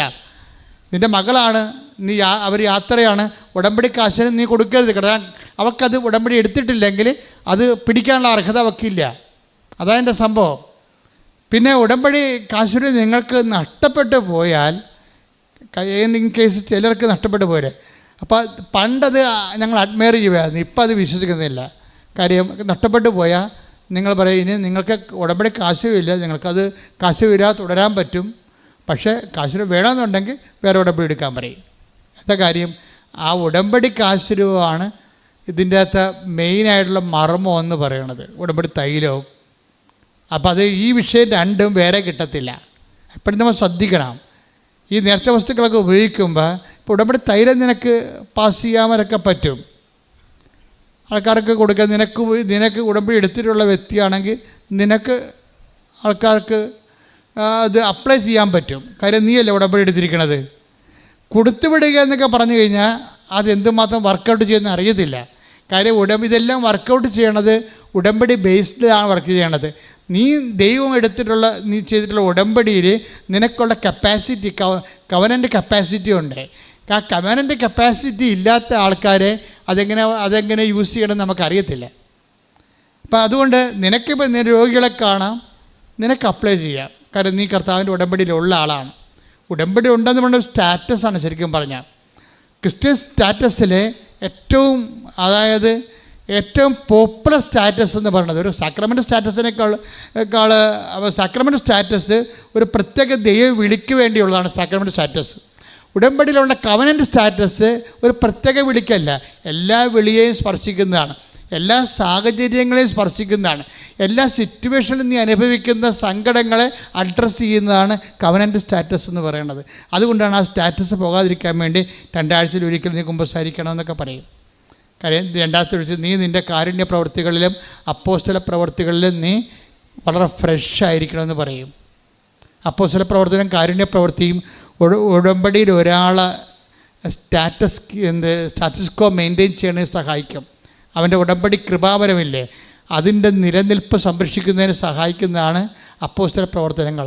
നമ്മളതിനെ സുവിശേഷ വേല എന്നൊക്കെ പറയും. പത്രം കൊടുക്കണില്ലേ, അത് അപ്പോസ്തല പ്രവർത്തനം. നിങ്ങൾക്ക് പ്രസംഗിക്കാൻ അറിയാൻ പാടില്ലാത്ത കൊണ്ടാണ് 10,000 മനുഷ്യരുടെ സാക്ഷ്യങ്ങൾ നിങ്ങൾ കൈമാറുന്നത്. പ്രസംഗിക്കാൻ അറിയാൻ പാടില്ലാത്തവർക്ക് പത്രം മേടിച്ചു കൊടുക്കും നമുക്ക് പ്രസംഗിക്കാൻ അറിയത്തില്ല. പ്രസംഗിക്കണമെങ്കിലും അതേപോലെ പ്രസംഗിക്കാൻ അറിയാവുന്നവർക്ക് നല്ലതാണ്. ചിലർ പ്രസംഗിക്കുകയും ചെയ്യുന്നുണ്ട്, ചിലർ പത്രം കൊടുക്കും, പ്രസംഗിക്കുകയും ചെയ്യും, അവരോട് സംസാരിക്കുകയും ചെയ്യും. അതാണ് അപ്പോസ്തല പ്രവർത്തനം എന്ന് പറയണത്. അപ്പോസ്തല പ്രവർത്തനം നീ പത്രം കൊടുക്കുകയും സംസാരിക്കുകയും ചെയ്യണമെങ്കിൽ, ഇപ്പോൾ ഈ തെരേസിക്കുട്ടിയുടെ സാക്ഷ്യം അതാണ്. വയനാടത്തെ മാനന്തവാടി കത്തിൽ രൂപത കരുതിയ തെരേസിക്കുട്ടി പറയണത്, ഞാൻ കല്യാണം ക്ഷണിക്കാൻ പോയപ്പോൾ പോലും കല്യാണക്കുറിയുടെ കൂടെ അത്രയും തന്നെ പത്രം കൊണ്ടുപോയി എന്നാണ് പറയണം. കല്യാണക്കുറി കൊടുക്കണ വീട്ടിലെല്ലാം പത്രം കൊടുത്തിട്ട് സംസാരിക്കും ഞാൻ അവരോട്. പോരെ, കല്യാണം ക്ഷണിക്കാൻ പോവുകയാണേ. ആൾക്കാർ എന്തുമാത്രം മാറ്റമാണ് മാറണമെന്ന് നോക്കിയേ. കല്യാണക്കുറിയുടെ കൂടെ പത്രം കൊണ്ട് കൊടുക്കും. ഇതിന് പത്രം കൊടുത്തിട്ട് ഞാൻ മകളുടെ കല്യാണമല്ല പറയണത്, അത് നിങ്ങൾ വരണം തീർച്ചയായിട്ടും. പിന്നെ പറയണത് എന്താണ്? ഉടമ്പടിയെക്കുറിച്ചാണ് പറയണത്. കല്യാണം ക്ഷണിക്കാൻ പോണ അമ്മ, മകൻ്റെ കല്യാണം ക്ഷണിക്കാൻ പോകുന്ന അമ്മ ക്ഷണിക്കണ വീട്ടിൽ ഉടമ്പടിയെക്കുറിച്ചും കൃപാസനത്തെക്കുറിച്ചും മാതാവിനെക്കുറിച്ചും പറയണമെങ്കിൽ അതിൻ്റെ പേരാണ് അപ്പോസ്തല പ്രവർത്തനം എന്ന് പറയുന്നത്. ഈ അപ്പോസ്തല പ്രവർത്തനവും അതുപോലെ തന്നെ കാരുണ്യ പ്രവർത്തികളും, ഈ രണ്ട് കാര്യം സ്റ്റാറ്റസ്കോ മെയിൻറ്റെയിൻ ചെയ്താലേ, അതിൻ്റെ തലസ്ഥിതി നിലനിർത്തിയെടുത്താലേ നിങ്ങൾ കവനൻറ്റിലാണ്. ശരിക്കും പറഞ്ഞാൽ കവനൻറ്റിലാണെന്ന് വെച്ച് കഴിഞ്ഞാൽ ഈ നമ്മൾ തൊട്ടതെല്ലാം പൊന്നാകുമെന്ന് പറയത്തില്ലേ, അതുപോലുള്ള അനുഭവമാണ്. കാര്യം ഉടമ്പടിക്കൊരു പ്രശ്നം വെച്ചാൽ, ഉടമ്പടിയിൽ ദൈവം നിങ്ങളതിൻ്റെ ഫോർമുല കറക്റ്റ് ചെയ്താൽ പിന്നെ ഓട്ടോമാറ്റിക്കായിട്ട് ഗ്രേസ് നിങ്ങൾ ആഗ്രഹിക്കുന്ന മേഖലയെല്ലാം കൃപ ഒഴുകിക്കൊണ്ടിരിക്കും. കാര്യം എന്താണ്? ദൈവം വിശ്വസ്തനും സത്യസന്ധനുമായതുകൊണ്ട് നിങ്ങൾ സത്യത്തിലാണ് അത് ചെയ്യണമെന്നുണ്ടെങ്കിൽ നിങ്ങളെ ഫ്രോഡ് കളിക്കരുത്. കാര്യം നിങ്ങൾ ഫ്രോഡ് കളിക്കുന്നത് വെച്ചാൽ 90 ദിവസം വരെ ഒരു അഡ്ജസ്റ്റ്മെൻറ്റിൽ പോകാം. 90 ദിവസം കഴിയുമ്പോൾ വല്ല പഴയ അവസ്ഥയിലേക്ക് പിരിയാവുന്നൊക്കെ പറഞ്ഞുകൊണ്ടാണ് നിങ്ങൾ ഉടമ്പടി എടുക്കണമെങ്കിൽ ദൈവത്തിന് അറിയാമല്ലോ, ഇത് ചുമ്മാ കാര്യം കാണാൻ വേണ്ടി വയറ്റിപ്പഴപ്പിന് വേണ്ടി ചുമ്മാ ഉടുത്ത് കെട്ടി പണ്ടാരെ ഇറങ്ങിയിരിക്കണം എന്നറിയാമല്ലോ ദൈവത്തിന്. അതുകൊണ്ട് വർക്കൗട്ട് ചെയ്യത്തില്ല. അപ്പം നിങ്ങൾ പറഞ്ഞ കർത്താവേ, ഉടമ്പടി തന്നെ ആ അരൂപിച്ച് ജീവിക്കാൻ സഹായിക്കണമെന്ന് പ്രാർത്ഥിക്കണം. പിന്നെ ഇതൊന്നും പ്രാർത്ഥിക്കുന്നതിന് മുമ്പ് വേറൊരു പ്രാർത്ഥനയുണ്ട്. എന്താണെന്നറിയാവോ? ഉടമ്പടി പെട്ടെന്ന് കത്തണമെങ്കിൽ, പെട്രോൾ കത്തണ പോലെ കത്തണമെങ്കിൽ പ്രാർത്ഥിക്കേണ്ട ഒരു പ്രാർത്ഥന ഉണ്ട്. എന്താണ്? അതൊരു വരി പ്രാർത്ഥനയേ ഉള്ളൂ. ഒരു വരി പ്രാർത്ഥന ഉണ്ടെങ്കിൽ ഉടമ്പടി പെട്രോൾ പോലെ കത്തും. എന്ത് പ്രാർത്ഥനയാണത്? അമ്മേ, എന്നെ അമ്മയുടെ പ്രത്യക്ഷീകരണത്തിൻ്റെ സാക്ഷിയാക്കണമേ. തീർന്ന്, ദിസ് ഓവർ. എല്ലാം അതിനകത്തുണ്ട്. ഒറ്റ പ്രാർത്ഥന. ഞാനിവിടെയൊക്കെ പറയുമ്പോൾ ഞാൻ പറഞ്ഞു, നീ ഓപ്പറേഷൻ്റെ സമയത്ത് അല്ലെങ്കിൽ നീ പ്രസവിച്ചുകൊണ്ട് ഇരിക്കുന്ന സമയത്ത് എനിക്ക് പേറ്റുന്നോ വന്നുകൊണ്ടിരിക്കുകയാണ്. അപ്പോഴും നീ വാഴത്തൊഴിച്ചു, അമ്മേ എന്നെ പ്രത്യക്ഷീകരണത്തിൻ്റെ സാക്ഷിയാക്കണമേ. തീർന്ന്. പ്രത്യക്ഷീകരണ പ്രാർത്ഥനയുടെ കൺസൈസ് രൂപമാണ്. അതിലിങ്ങനെ നമ്മൾ അതിൻ്റെ എന്താണ് കാച്ചി കുറുക്കി അതിൻ്റെ സത്ത് കടഞ്ഞെടുത്തിട്ട് എടുക്കുന്ന സംഭവമാണ് ക്യാപ്സ്യൂള്. എന്താണ്? ഒരു ക്യാപ്സ്യൂൾ പ്രെയറാണ്. കവനൻ്റെ ക്യാപ്സ്യൂൾ പ്രെയർ എന്താണ്? പറഞ്ഞേ, അമ്മേ എന്നെ അമ്മയുടെ പ്രത്യക്ഷീകരണത്തിന്റെ സാക്ഷിയാക്കണമേ. ഇതൊരു 10 പ്രാവശ്യം നിനക്കൊരു ദിവസം പറയാൻ ഇടയായി കഴിഞ്ഞാൽ നീ നിൻ്റെ കവനൻറ്റിലെ ബയോളജിക്കൽ റിലേഷൻ കീപ്പ് ചെയ്യാൻ പറ്റും. സാങ്കേതിക ജ്ഞാനമല്ല, സാങ്കേതിക റിലേഷൻ, ടെക്നിക്കൽ റിലേഷനുണ്ട്. പല ആൾക്കാർക്കും ഉടമ്പടിയുമായിട്ടുള്ള ടെക്നിക്കൽ റിലേഷനാണ്. ടെക്നിക്കൽ റിലേഷനിൽ അതിൻ്റെ ഒരു വരണ്ട കാലാവസ്ഥയിലാണ് ഈ സാധനം വർക്കൗട്ട് ചെയ്യണത്. ഇപ്പം തെങ്ങ് നോക്കിക്കഴിഞ്ഞാൽ തെങ്ങ് നോക്കുമ്പോൾ തേങ്ങ ഉണ്ടെന്ന് പറയാൻ പറ്റും. എത്ര വെള്ളക്കാ പൊട്ടിയതായിരിക്കും? 50 വെള്ളക്കാ പൊട്ടി. എത്ര തേങ്ങയുണ്ട്? 4 തേങ്ങയുണ്ട്. പോരെ? അതാണ് പ്രശ്നം. തേങ്ങ ഉണ്ടെന്ന് പറഞ്ഞിട്ട് കാര്യമില്ല. സാങ്കേതികമാണ്. ഭൂമിയിലിങ്ങനെ ആ സംഭവം, ആ തെങ്ങെന്ന് പറഞ്ഞ സാധനം ഭൂമിയിൽ ഉറച്ച് നിൽക്കണ കാരണം 4 തേങ്ങയുണ്ട്. പക്ഷേ വെള്ളക്കാത്തിലൂടെ പൊട്ടിയിരിക്കണത് 50 വെള്ളക്കാ പൊട്ടിയിട്ടാണ് 4 തേങ്ങയുള്ളത്. ഒന്നുമില്ലെങ്കിൽ ഒരു 10-20 തേങ്ങ പിടിക്കേണ്ടതാണത്. നല്ല വിളക്കൂറുള്ള മണ്ണിലാണ് ആ തെങ്ങ് നിൽക്കണമെന്നുണ്ടെങ്കിൽ, ഇത്തിരി വെള്ളമൊക്കെ ആവശ്യത്തിനുണ്ടെങ്കിൽ ഒരു 10-20 തേങ്ങ കിട്ടേണ്ട സംഭവത്തിൽ 4 തേങ്ങയാണ്. എന്തുകൊണ്ടാണ് ഈ ഉടമ്പടി ഈ വ്യത്യാസം വന്നത്? എല്ലാവരും എടുത്തിരിക്കുന്ന ഉടമ്പടിയാണ്. ചിലത് 4 തേങ്ങ, ചിലത് 8 തേങ്ങ, ചിലത് 12 തേങ്ങ, ഇങ്ങനെ കിടക്കണത്. ഈ വ്യത്യാസം വരാൻ കാരണം എന്താണ്? അതിൻ്റെ കാരണം ചെയ്വനയുടെ രീതികളാണ്. ബൈബിളിൽ 3 തരം ചെയ്വനയുണ്ട്. ചെയ്വന എന്ന് പറഞ്ഞാൽ എന്താണ്? ചെയ്യുന്ന രീതികൾ. അവൻ പറയണ പോലെ ചെയ്യണതാണല്ലോ ഉടമ്പടി. പക്ഷെ അവൻ പറയണ പോലെ എല്ലാവരും ചെയ്യണില്ല. ചിലർ ചെയ്യണം. ഇപ്പോൾ ബൈബിളിൽ 3 തരം ചെയ്ത്താണ് ഉള്ളത്. ഒരു ചെയ്ത്ത് എന്താണ്? ഒരു ചെയ്തെന്ന് പറയണത് മത്തായിയുടെ സുവിശേഷം 25:18 ഒരു ചെയ്ത്തുള്ളത്. അതെന്ത് ചെയ്ത്താണത്? അവന് കിട്ടിയ നാണയം, താലന്ത് അവൻ കൊണ്ട് കുഴിച്ചിട്ടിട്ട് വെറുതെ ഇരിക്കും. ചില ഉടമ്പടി എടുത്ത് വെറുതെ ഇരിക്കുന്ന ആൾക്കാരില്ലേ? അതാ സംഭവം. അത് വായിച്ചതെന്ന് വെച്ചാൽ ഒന്ന് മത്തായിയുടെ സുവിശേഷം എടുത്തേ. മത്തായി 25:18. എന്നാൽ ഒരു താലന്ത് ലഭിച്ചവൻ പോയി നിലം കുഴിച്ച് യജമാനന്റെ പണം മറച്ചു വെച്ചു. അതാണ് അവൻ. അപ്പം അതിന് മൊത്തം വായിച്ചതൊക്കെ മനസ്സിലാകത്തുള്ളത്. മൊത്തം ഒന്ന് വായിച്ചത് മത്തായി ശ്രീകാട് സുവിശേഷം 25:14 മുതലുള്ള വചനം. ഒരുവൻ യാത്ര പുറപ്പെടുന്നതിന് മുമ്പ് പറഞ്ഞേ. ഒരുവൻ യാത്ര പുറപ്പെടുന്നതിന് മുമ്പ് ഭൃത്യന്മാരെ വിളിച്ച് തന്റെ സമ്പത്ത് അവരെ ഭരമേൽപ്പിച്ചതുപോലെയാണ് സ്വർഗരാജ്യം. അവൻ ഓരോരുത്തന്റെയും കഴിവനുസരിച്ച് ഒരുവന് 5 താലന്തും മറ്റൊരുവന് 2 വേറൊരുവന് 1 കൊടുത്ത ശേഷം യാത്ര പുറപ്പെട്ടു. 5 താലന്ത് ലഭിച്ചവൻ ഉടനെ പോയി വ്യാപാരം ചെയ്ത് 5 താലന്ത് കൂടി സമ്പാദിച്ചു. 2 താലന്ത് കിട്ടിയവനും 2 കൂടി നേടി. എന്നാൽ 1 താലന്ത് ലഭിച്ചവൻ പോയി നിലം കുഴിച്ച് യജമാനന്റെ പണം മറച്ചു വെച്ചു. അപ്പൊ ഇങ്ങനെ ഒരു രീതിയുണ്ട്. ഉടമ്പടി എടുക്കാം, പക്ഷെ ഉടമ്പടി മറച്ചു വെക്കും ആൾക്കാർ. വീട്ടുകാർ പോലും അറിയത്തില്ല ഒരു ഉടമ്പടി എടുത്തതാണെന്ന്. നമ്മൾ ഉടമ്പടി എടുക്കും, പക്ഷേ വീട്ടുകാർക്ക് പോലും അറിയാൻ പറ്റത്തില്ല ഉടമ്പടി എടുത്താണോ ഇല്ല എന്ന്. കാര്യം വീട്ടുകാർ ഉടമ്പടി എടുത്തതാണെന്ന് അറിഞ്ഞു കഴിഞ്ഞാൽ ഇവൻ അളിയൻ വരുമ്പോൾ വല്ല വീശിക വല്ലതും ചെയ്ത വീട്ടുകാരെ പിടിക്കുക. ഇടാ നീ ഉടമ്പടി എടുത്തതല്ലേ, എന്തിനാണ് പോക്കൃത്തരം കാണിക്കണമെന്ന് ചോദിക്കും. അതുകൊണ്ട് പറ്റിപ്പുകാർ ഉടമ്പടി പുറത്ത് പറയത്തില്ല, മറച്ചു വെക്കും. അതാണ് 25:18. 1 താലന്ത് ലഭിച്ചവ വന്നിട്ട് അത് മറച്ചു വെച്ചു. ഉടമ്പടി മറ്റുള്ളവരെ അറിയാതെ ജീവിക്കണ കുറേ ആൾക്കാരുണ്ട്. അതാണ് മറച്ചു വെപ്പുകാരെന്ന് പറയുന്നത്. നിങ്ങൾ അങ്ങനെയാണെന്ന് ചിന്തിക്കണം കേട്ടോ, പണി കിട്ടേ. ഉടമ്പടി എടുത്തിട്ട് മറച്ചു വെക്കുക. ഞാൻ ഉടമ്പടി എടുത്തതായിട്ട് വീട്ടുകാർക്കോ നാട്ടുകാർക്കോ അറിയാൻ പറ്റത്തില്ല. പത്രം കൊടുക്കത്തില്ല, അത് വേറെ ആരെങ്കിലും ഏൽപ്പിക്കും, അല്ലെങ്കിൽ അലമാരി വെച്ചേക്കും, മറച്ചു വെക്കും. പത്രം കൊടുത്താലല്ലേ ഉടമ്പടി എടുത്തെന്ന് അറിയത്തുള്ളൂ. അപ്പോൾ ഇങ്ങനെ മറച്ചു വെച്ചാൽ സ്വാഭാവികമായിട്ടും എന്താ സംഭവിച്ചിരിക്കണത്? പണ്ട് ഉടമ്പടി എടുക്കാൻ വന്നപ്പോൾ ഉണ്ടായിരുന്നത് കൂടി തിരിച്ചെടുക്കാൻ സാധ്യതയുണ്ട്. 25 വായിച്ചേ. മത്തായി 25:25. അതിനാൽ ഞാൻ ഭയപ്പെട്ട് നിന്റെ താലന്ത് മണ്ണിൽ മറച്ചു വെച്ചു. ഉടമ്പടി മറച്ചു വെച്ച കക്ഷികളാണ്. ഇതാ നിന്റേത് എടുത്തുകൊള്ളുക. യജമാനൻ പറഞ്ഞു ദുഷ്ടനും മടിയനുമായ വൃത്യ. ഉടമ്പടി എടുത്തിട്ട് മറച്ചു വെക്കുകയോ പത്രം കൊടുക്കാതിരിക്കുകയോ അലമാരി വെച്ച് പൂട്ടുകയോ ചെയ്താൽ കേൾക്കണ ഇവിടെ കേട്ട ദുഷ്ടനും മടിയനുമായ ഭൃത്യ. ഞാൻ വിതയ്ക്കാത്തിടത്ത് നിന്ന് കൊയ്യുന്നവനും വിതറാത്തിടത്ത് നിന്ന് ശേഖരിക്കുന്നവനും. ഇത്രയും സാഹിത്യമൊന്നും പറയത്തില്ലെങ്കിലും നമ്മൾ തന്നെത്താൻ മനസ്സിൽ പത്രം കൊടുക്കണം, ഇത് ആരെക്കൊണ്ട് പറ്റുമെന്ന് ചോദിക്കും. മനസ്സിലായില്ലേ? ഇതാണ് സംഭവം. അതായത് വിതക്കാത്തിടത്ത് നിന്ന് കൊയ്യുന്നവനും വിതറാത്തിടത്ത് നിന്ന് ശേഖരിക്കുന്നതിനുമായ ആണെന്ന് നീ മനസ്സിലാക്കിയിരുന്നല്ലോ. അപ്പോൾ ഇതാ സംഭവം. ഉടമ്പടി എടുത്തിട്ട് ആക്ടിവേറ്റ് ചെയ്യാത്ത ആൾക്കാരുണ്ട്. അതാണ് ഒരു ഘടകം ആൾക്കാർ. അപ്പോൾ അവർക്ക് അവരുടെ ബ്രാൻഡ് ചെയ്തിരിക്കുന്നത് എന്താണ്? ദുഷ്ടനും മടിയനുമായ ഭൃത്യ. അതുകൂടി എടുത്തിട്ട് അവൻ്റെ കൃപ കൂടി ഉണ്ടായിരുന്ന കൃപ കൂടി എടുത്തു മാറ്റും. അപ്പോഴും നമ്മൾ ശ്രദ്ധിക്കേണ്ടതാണ്. അതാണ് ഞാൻ എപ്പോഴും പറഞ്ഞത്, നിങ്ങൾ ആലപ്പുഴ വന്ന് പണി മേടിക്കുന്നതെന്ന് പറഞ്ഞൊരു കാര്യം. വീട്ടിൽ കുത്തിയിരിക്കാൻ പാടില്ല. എന്തിനാണ് വണ്ടിക്കാശ് കിടന്നത്? ആലപ്പുഴ വന്ന് എന്തിനാണ് പണി മേടിക്കണം എന്നൊക്കെ ഞാൻ പച്ചമലയാളത്തിൽ ചോദിക്കുന്ന കാര്യം എന്താണ്? ചില ആൾക്കാർ ടേസ്റ്റ് നോക്കാൻ വേണ്ടി ഉടമ്പടിയുടെ ഉപ്പ് നോക്കാൻ വേണ്ടി വരും. എന്നിട്ട് അവരതൊന്നും ചെയ്യത്തുമില്ല.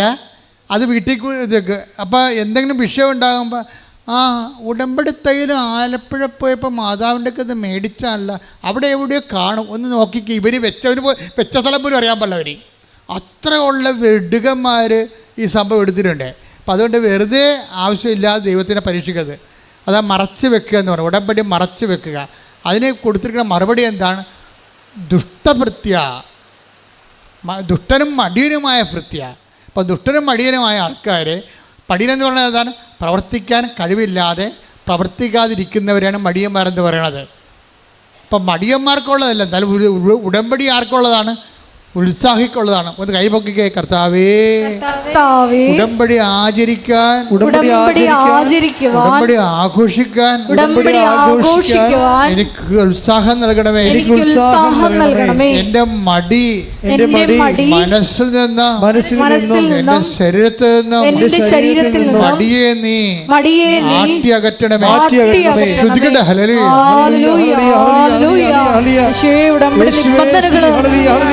പൂർവം അത്യുത്സാഹത്തോടെ ചെയ്ത് ത്രിമേകം സാക്ഷ്യം പറയുവാൻ ഈ ആരാധനയിലൂടെ ഞങ്ങളെ അഭിഷേകം ചെയ്യണമേ.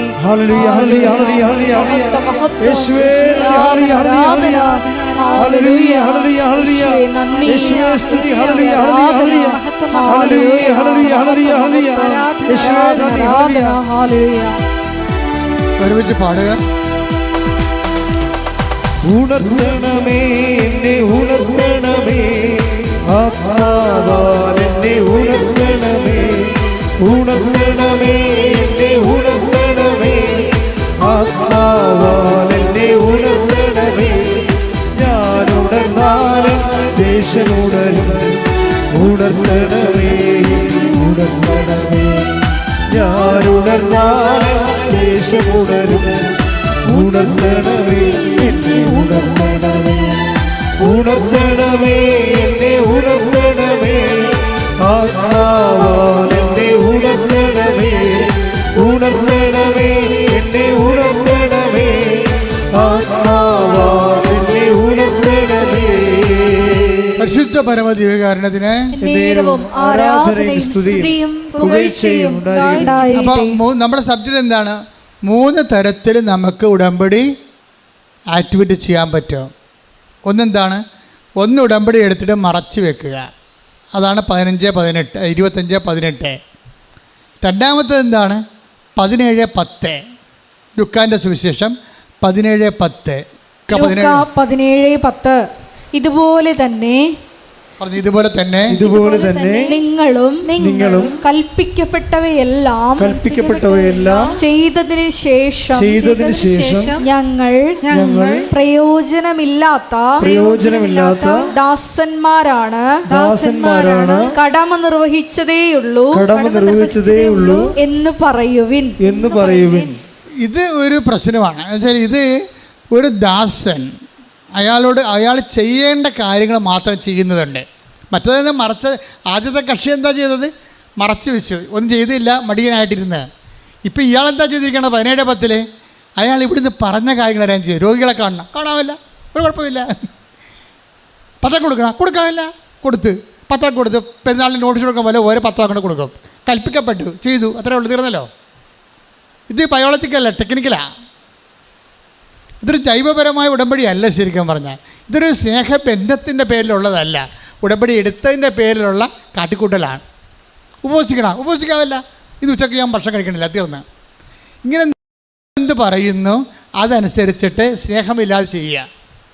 നിയമം എന്ത് പറയുന്നു, ഉടമ്പടി എന്ത് പറയുന്നു അതനുസരിച്ചിട്ട് ദൈവത്തോട് സ്നേഹമില്ലാതെ നിയമപരമായ ടെക്നിക്കലായിട്ട് സാങ്കേതികമായിട്ട് ഈ വിഷയം അങ്ങനെയുള്ള ഒരു 40% ആൾക്കാരുണ്ട് ഉടമ്പടി എടുത്തിരിക്കുന്നവർ. അവരിതെല്ലാം ചെയ്യും, പക്ഷേ വിത്തൗട്ട് ലവ്. കാര്യം ആ നിയമം അങ്ങനെ തെറ്റിക്കരുതല്ലോ. അല്ലെങ്കിൽ ഇനിയിപ്പോൾ വിളക്കാൻ ചേക്കണ പാണ്ടാകുമോ, ഞാൻ ചെയ്തേക്കാം. ആശുപത്രിയിൽ നിന്ന് അമ്മച്ചോട് ചോദിക്കണേ, വല്യമ്മച്ചി വല്യമ്മ ആശുപത്രിയിലായിരുന്നു.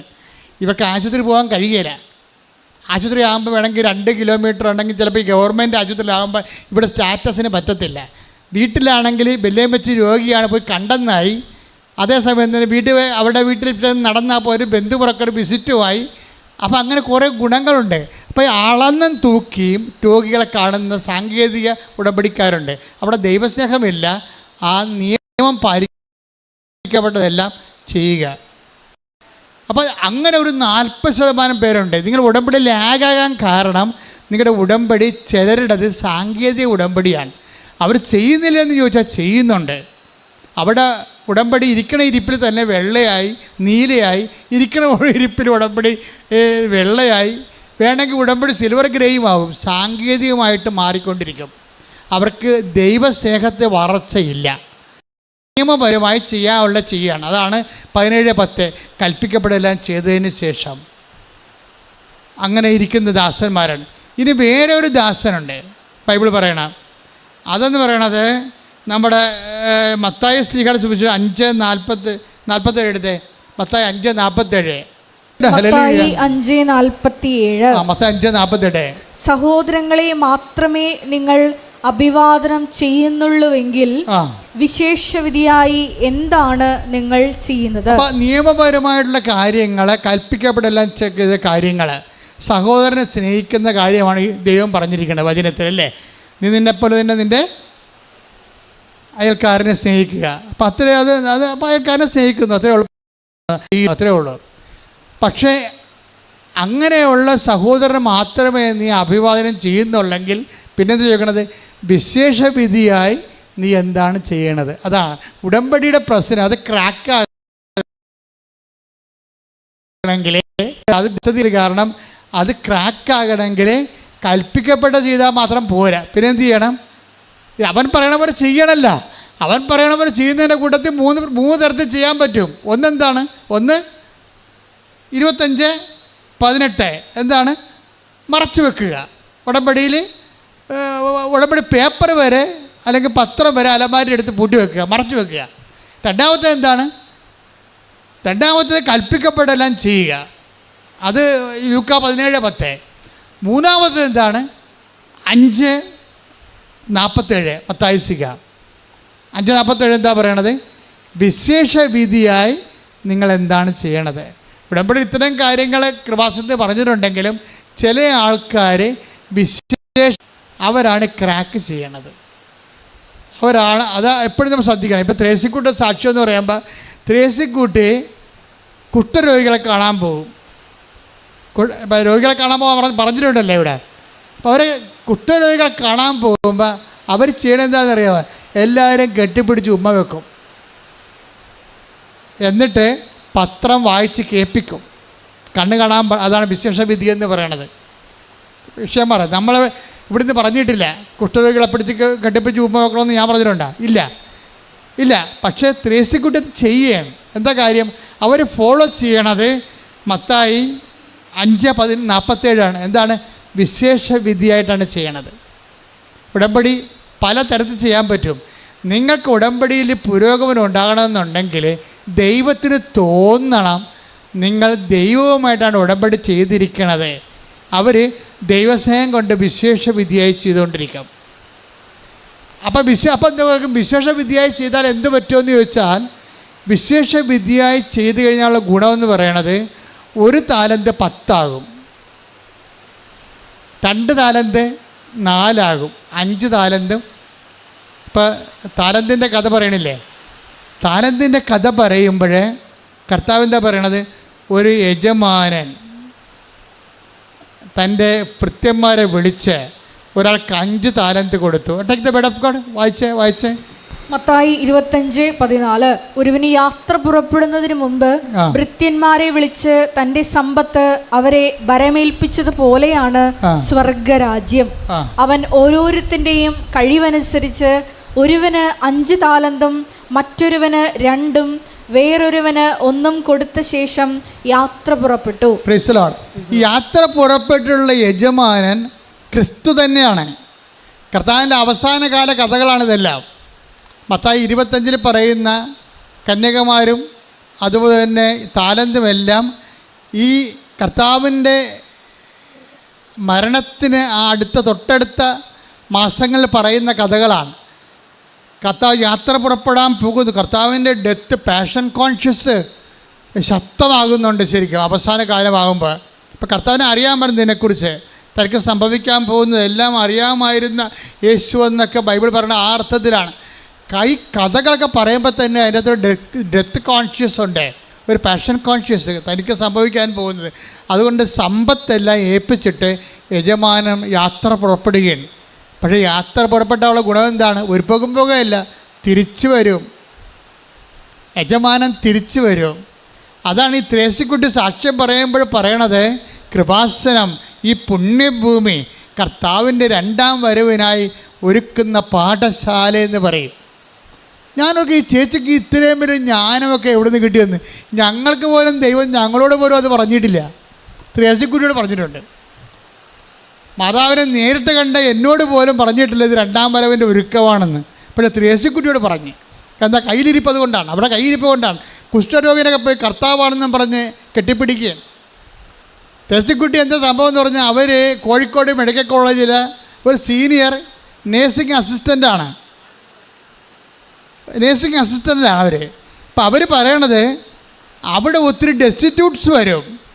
നേഴ്സിംഗ് അസിസ്റ്റൻ്റായിട്ട് അവർക്ക് ജോലിയാണ് കോഴിക്കോട് മെഡിക്കൽ കോളേജിൽ. അപ്പോൾ അവർ ഒത്തിരി ഡെസ്റ്റിറ്റ്യൂട്ട്സ് വരും. നിരാലംബർ, അത് ബന്ധുക്കളില്ലാത്തവരെ, രോഗികളെ, ബൈസ്റ്റാൻഡേഴ്സ് ഇല്ലാത്ത രോഗികൾ വരും. എല്ലാവർക്കും വീട്ടിൽ നിന്ന് വന്നവർക്കല്ല ബൈസ്റ്റാൻഡർ ഉണ്ടാകുക, വഴിയിൽ നിന്ന് വന്നവർക്ക് വല്ലതും ഉണ്ടാകുക. അപ്പോൾ അങ്ങനെ ഒരു മെഡിക്കൽ കോളേജിലാണ് ചികിത്സക്ക് വരുന്നത്. അപ്പോൾ ഈ ഡെസ്റ്റിറ്റ്യൂഷനെ കാണുമ്പോൾ ഞാൻ കർത്താവാണെന്നും പറഞ്ഞ് അങ്ങോട്ട് ചെല്ലുമെന്ന് പോരെ, ഉടമ്പടിയുടെ ബലമാണേ. എൻ്റെ മെഡിക്കൽ കോളേജിൽ ഒരു നിരാലംബരായിട്ട് ആരോരും ഇല്ലാത്ത ഒരു രോഗി വന്നത് കണ്ട ഞാൻ കർത്താവാണ്, ഈശോയാണ് വരുന്നതെന്ന് പറഞ്ഞുകൊണ്ട് ഞാൻ അങ്ങോട്ട് ചെന്ന് അവരോട് സംസാരിക്കും. അവരെ വിളിച്ചു കൊണ്ടുവരും ആശുപത്രി, അവർക്ക് വേണ്ട എല്ലാം ചെയ്തു കൊടുക്കുമെന്നാണ്. ശ്രുതികട്ടെ ഹല്ലേലൂയ. ഹല്ലേലൂയ ഹല്ലേലൂയ ഹല്ലേലൂയ.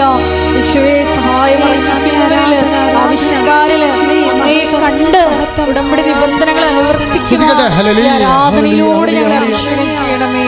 ഹല്ലേലൂയ ഹല്ലേലൂയ. മഹത്വം മഹത്വം, ആരാധന ആരാധന. ഹല്ലേലൂയ. ഈ ഉടമ്പടിയിൽ ഇങ്ങനെ വളരെ പുഷ്കലമായി നിൽക്കുന്നത് കണ്ടുകൊണ്ടാണ് ഇതുപോലെ ഉടമ്പടി ഒരു എല്ലാ സമയങ്ങളിലും സർവ്വസമയവും താൻ ഉടമ്പടിയിലാണ് എന്നുള്ളൊരു ബോധം നമുക്ക് ആദ്യം ഉണ്ടാകണം. ത്രേസ്യക്കുട്ടിയുടെ മകൻ ജർമ്മൻ എഴുതാൻ പോയി പരീക്ഷ എഴുതാൻ പോയപ്പോൾ അവന് പരീക്ഷ പൊട്ടിപ്പോയി. അവൻ എഴുതി വിട്ടപ്പോൾ അവന് മനസ്സിലായി ഇത് നടക്കത്തില്ല. അവൻ പഠിച്ചതൊന്നുമല്ല വരണത്, വന്നതെല്ലാം പഠിക്കാത്തതാണ്, എഴുതെല്ലാം തെറ്റാണ്. അപ്പോൾ അവൻ വിളിക്കും, എൻ്റെ പൊന്നമ്മ. അവൻ അവിടെ നിന്ന് കോയമ്പത്തൂരിൽ നിന്ന് എങ്ങാണ്ട് ബാംഗ്ലൂരിൽ നിന്ന് വിളിക്കും, എൻ്റെ പൊന്നമ്മ തീർന്നു കേട്ടാ, എന്നെ കുറ്റം പറഞ്ഞൊരു കാര്യമൊന്നുമില്ല, എൻ്റെ കയ്യിൽ നിന്ന് വിട്ടുപോയി, ഞാൻ തോറ്റെന്ന് പറയും. ഉടനെ ത്രേസ്യക്കുട്ടി പറയും, നീ ഇങ്ങോട്ട് വാ, നമുക്ക് പ്രാർത്ഥിക്കാം, പ്രാർത്ഥിച്ച് ശരിയാക്കാം. എഴുതി വിട്ടുപോയ പരീക്ഷയാണ്. മകൻ ഇങ്ങനെ വിളിച്ച് പറയണം, നീ ഇങ്ങോട്ട് വാ, നമുക്ക് പ്രാർത്ഥിച്ച് ശരിയാക്കാം. എഴുതി വിട്ടുപോയ തോറ്റ പരീക്ഷ പ്രാർത്ഥിച്ച് ജയിപ്പിക്കാമെന്നാണ് ഇവർ പറയണത്. ഇത് കാര്യം അവിടെ കപ്പാസിറ്റി അതാണ്. അവർക്കറിയാം അവിടെ കൂടെ കർത്താവുണ്ടെന്ന്. മരിച്ചുയർത്തുന്നേറ്റവനാണ് വിശ്വസിക്കുന്നത്. ഏത് മരണത്തിൽ നിന്ന് ജയിക്കുമെന്നറിയാം. അവർ പ്രാർത്ഥിച്ച ആ മകനെ ജയിപ്പിച്ച് 68% മാർക്ക് മേടിച്ച്. ശ്രുതികട്ടെ ഹല്ലേലൂയ.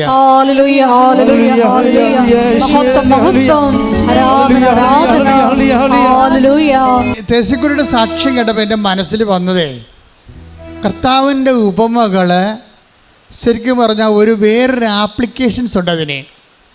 നമ്മളെപ്പോഴും വിചാരിക്കുന്നത് ഒരു വ്യക്തിക്ക് കൊടുത്ത കഴിവിനെക്കുറിച്ചാണ് പറയണത്, ഒരു വ്യക്തിക്ക് കൊടുത്ത കഴിവ്. അപ്പോൾ ആ ഉപമയുടെ പ്രശ്നം, അതിൻ്റെ ആപ്ലിക്കേഷൻ, ബൈബിൾ അതിനെ ആപ്ലിക്കേറ്റ് ചെയ്തിരിക്കുന്നത് പേഴ്സൺ ഓറിയൻറ്റഡ് ആണ്. അത് ഒരു സിംഗിൾ പേഴ്സൺ ഓറിയൻറ്റഡ് ആയിട്ടാണ് അത് ആ ഉപമ ഈശോ പറഞ്ഞിരിക്കുന്നത്. പക്ഷേ പരിശുദ്ധാത്മാവ് ഇത് വായിക്കുമ്പോൾ, റീറീഡ് ചെയ്യുമ്പോൾ നമുക്ക് വേറെ ഒരു ഉൾക്കാഴ്ച കിട്ടുന്നത് എന്താണ്? ഒരു വ്യക്തിക്ക് തന്നെയാണ് ഈ 5 താലന്ത് കൊടുത്തിരിക്കുന്നതും, ഒരു വ്യക്തിക്ക് തന്നെയാണ് ദൈവം 2 താലന്ത് കൊടുത്തിരിക്കുന്നതും, ആ വ്യക്തിക്ക് തന്നെയാണ് ദൈവം 1 താലന്ത് കൊടുത്തിരിക്കുന്നതും, വേറെ വ്യക്തിക്കല്ല, ഒരു വ്യക്തിക്ക്. അപ്പോൾ ദൈവം ആരോടും, ദൈവത്തിൻ്റെ ഒരു പൊതു കൺസെപ്റ്റ് എന്ന് പറയണത്, ഞാൻ നിങ്ങളോട് ഒരു അനീതിയും ചെയ്തിട്ടില്ല. അതാണ് കർത്താവിൻ്റെ പൊതു ഒരു മാനസികാവസ്ഥ. അപ്പം നിങ്ങൾ ഓർക്കും 5 താലന്ത് കിട്ടിയ ശരിയല്ലേ നിങ്ങൾ പറയണത്? അപ്പോൾ അത് ശരിയാണല്ലേ? അയാളെ കുഴിച്ചിട്ടല്ലേ എന്താ തെറ്റിരിക്കണത്? അയാൾക്ക് 1 കൊടുത്തുള്ളൂ, അയാൾക്ക് ദൈവത്തിന് 5 കൊടുക്കാൻ പാടില്ല എന്ന് ചോദിക്കും. നിങ്ങൾക്ക് ആ ഉപമ കേൾക്കുമ്പോൾ എന്ത് തോന്നും? ദൈവം ആ മനുഷ്യൻ ഒരു താലന്ത് കിട്ടിയവൻ അവൻ കുടിച്ചിട്ട് അവന് 5 താലന്ത് കൊടുക്കാൻ പാടില്ല, ദൈവത്തിൻ്റെ കയ്യിൽ ഉണ്ടായിരുന്നല്ല. അവന് 5 മറ്റവന് 2 ഇവന് 1 കൊടുത്തതുകൊണ്ടല്ലേ അവൻ ഡിസ്കറേജ് ആയത് എന്ന് പറയാൻ നമുക്ക് പറ്റത്തില്ല. ആ ഉപമകളുടെ കിടപ്പ് വെച്ചാൽ അതിൻ്റെ കോമൺ പ്രിൻസിപ്പിളിൽ കിടക്കുന്നത് ദൈവം കൊടുത്തു എന്നുള്ളതാണ്. ദൈവം എല്ലാവർക്കും കൊടുത്തു, അവരെല്ലാവർക്കും കൊടുത്തു എന്നല്ലേ പറയണത്. എല്ലാവരും കൊടുക്കുമ്പോൾ ഉണ്ടാകുന്ന പ്രശ്നം, ഒരു വ്യക്തിക്ക് കിട്ടുമ്പോൾ അത് വിഷയബന്ധിയായിട്ടാണ് നമ്മൾ അതിനെ സമീപിക്കണമെന്നുണ്ടെങ്കിൽ അതിൻ്റെ അന്തരാർത്ഥം മനസ്സിലാകും. വ്യക്തിബന്ധിയായിട്ട് വരുമ്പോൾ ഒരു വ്യക്തിക്ക് 5, ഒരു വ്യക്തിക്ക് 3, ഒരു വ്യക്തിക്ക് 2, ഒരു വ്യക്തിക്ക് 1 എന്ന് പറയുമ്പോൾ സ്വാഭാവികമായിട്ടും അതിൻ്റെ അത് കുറേ ക്വസ്റ്റ്യൻസ് ബാക്കി അവശേഷിക്കും. ഇതങ്ങനെയല്ല. ദൈവത്തിൻ്റെ പൊതു സ്വഭാവം, ഞാൻ നിന്നോടൊരു അനീതിയും ചെയ്തിട്ടില്ല, നീ എന്നോട് ഒരു ധനാർക്ക് സംഭവിച്ചതല്ലേ, വാങ്ങിക്കൊണ്ട് പോവുക എന്ന് പറയുമ്പോൾ ദൈവം ഒരു താലന്ത് കൊടുത്തത് ഒരു നീതിയായിട്ടാണ് അത് അവിടെ വരണത്. ഞാൻ പറഞ്ഞു വരുന്നതിൻ്റെ കാരണം ത്രേസ്യക്കുട്ടി ചേർത്തതെന്ന് എഴുതാം. ത്രേസ്യക്കുട്ടിക്ക് ചില കാര്യത്തിൽ 5 താലന്ത് കിട്ടിയിട്ടുണ്ട്, ചില കാര്യത്തിൽ ത്രേസ്യക്ക് 2 താലന്ത് കിട്ടിയിട്ടുള്ളത്, ചില കാര്യത്തിന് ത്രേസ്യക്കുട്ടിക്ക് 1 താലന്ത് കിട്ടിയിട്ടുള്ളത്. നമുക്കൊക്കെ ഇങ്ങനെ സംഭവിച്ചിരിക്കണത്. ത്രേസ്യക്കുട്ടിക്ക് 5 താലന്ത് കിട്ടിയത് എവിടെയാണ്? അവരൊരു സീനിയർ നേഴ്സാണ്, ആവശ്യത്തിന് ശമ്പളം കിട്ടും, അവർക്ക് ജോലിയുണ്ട്, അതിന് 5 താലന്താണ്. ആ മേഖല ഒക്കെ അല്ലേ? 5 താലന്തുണ്ട് അവിടെ. രണ്ടാമത്തെ മേഖല 2 താലന്തുണ്ട്, അവർക്ക് 2 ആമക്കളുണ്ട്. പെൺമക്കളെ ഇനി കല്യാണം കഴിപ്പിച്ച് വിടാൻ വേണ്ടി മാത്രം അവർക്ക് പൈസ സമ്പാദിക്കേണ്ട കാര്യമില്ല, അത് പോസിറ്റീവാണ്, 2 താലന്താണ്. പക്ഷെ ഒരു കാര്യത്തിന് അവർക്ക് 1 താലന്തേ ഉള്ളൂ. എന്താ കാര്യം? 2 മക്കളെ കുഞ്ഞുങ്ങളായി ജനിച്ചപ്പോൾ തന്നെ ഭർത്താവ് മരിച്ചുപോയി. ഉണ്ടാ, അവിടെ 1 താലന്തേ ഉള്ളവർക്ക്. പിടിയിട്ടില്ലേ? അത് ഈ താലന്തിൻ്റെ ഉപമ ശരിക്കും വ്യക്തി അടിസ്ഥാനത്തെക്കാളുപരി വിഷയാടിസ്ഥാനമാണ്.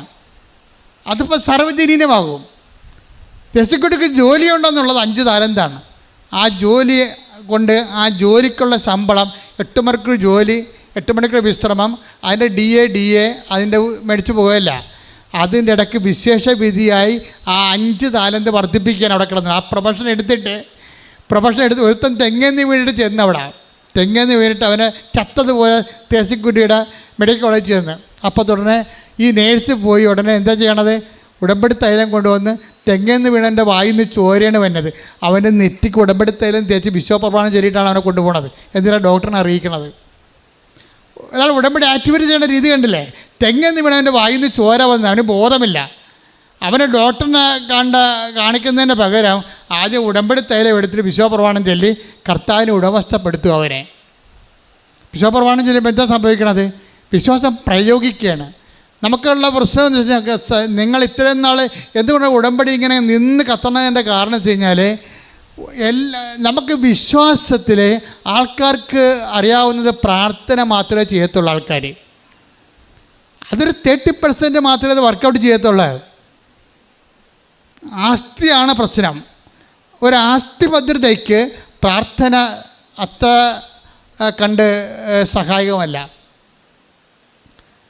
ആ 30% പ്രാർത്ഥന ആർക്കും പ്രാർത്ഥിക്കാൻ, വിശ്വാസമുള്ളവർ പ്രാർത്ഥിക്കാൻ പറ്റുമല്ലോ.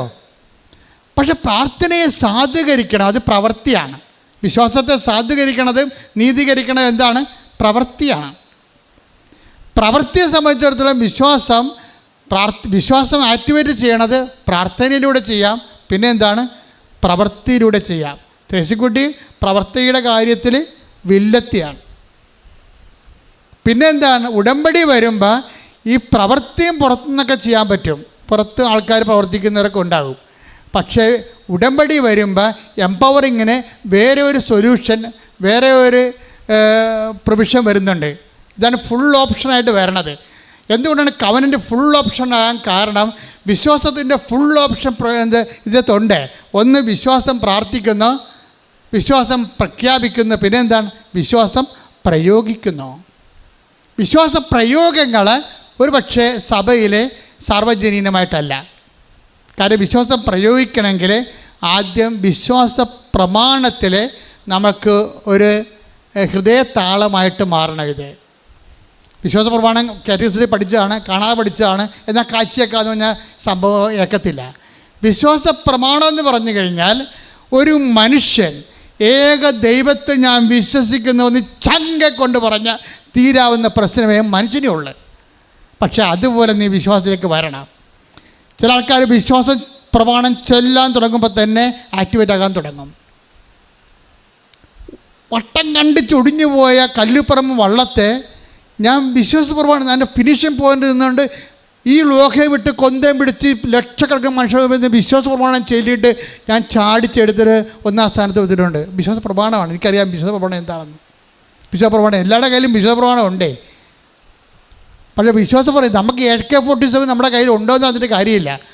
അത് ആക്ടിവേറ്റ് ചെയ്യാൻ പഠിക്കണം നമ്മൾ. അല്ല തോക്കമെടുത്ത് വീട്ടിൽ വെച്ചിട്ട് എന്താ കാണിക്കാൻ? അത് ഇതുപോലെ വിശ്വാസപരമാണ് കാറ്റഗറിയിൽ പഠിച്ചിട്ടുണ്ട്, അല്ലെ കൃപാസനം പുസ്തകത്തിൽ പഠിച്ചിട്ട് കാര്യമില്ല. വിശ്വാസം എന്ന് പറയണത് ചങ്കിൽ യേശു കർത്താവാണെന്ന് അധരം കൊണ്ട് ഏറ്റുപറയുന്ന മുമ്പ് എന്തു ചെയ്യണം? ദൈവം അവനെ മരിച്ചവരെന്ന് ഉയർപ്പിച്ചുവെങ്കിൽ അവൻ്റെ ഉയർപ്പ് വിശ്വസിക്കുന്ന ഞാനും എൻ്റെ ജീവിത പ്രശ്നങ്ങളിൽ നിന്ന് ഉയർത്തെഴുന്നേൽക്കും. യേശു നാമത്തിൽ കൈയടിക്കട്ടെ.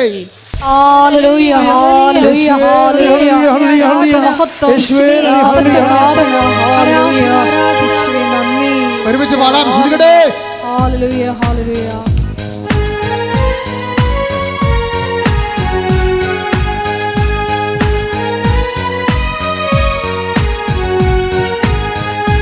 ക്രൂശിൽ കണ്ടു ഞാൻ നിൻ സ്നേഹത്തെ, ആഴമാർന്ന നിൻ മഹാത്യാഗത്തെ.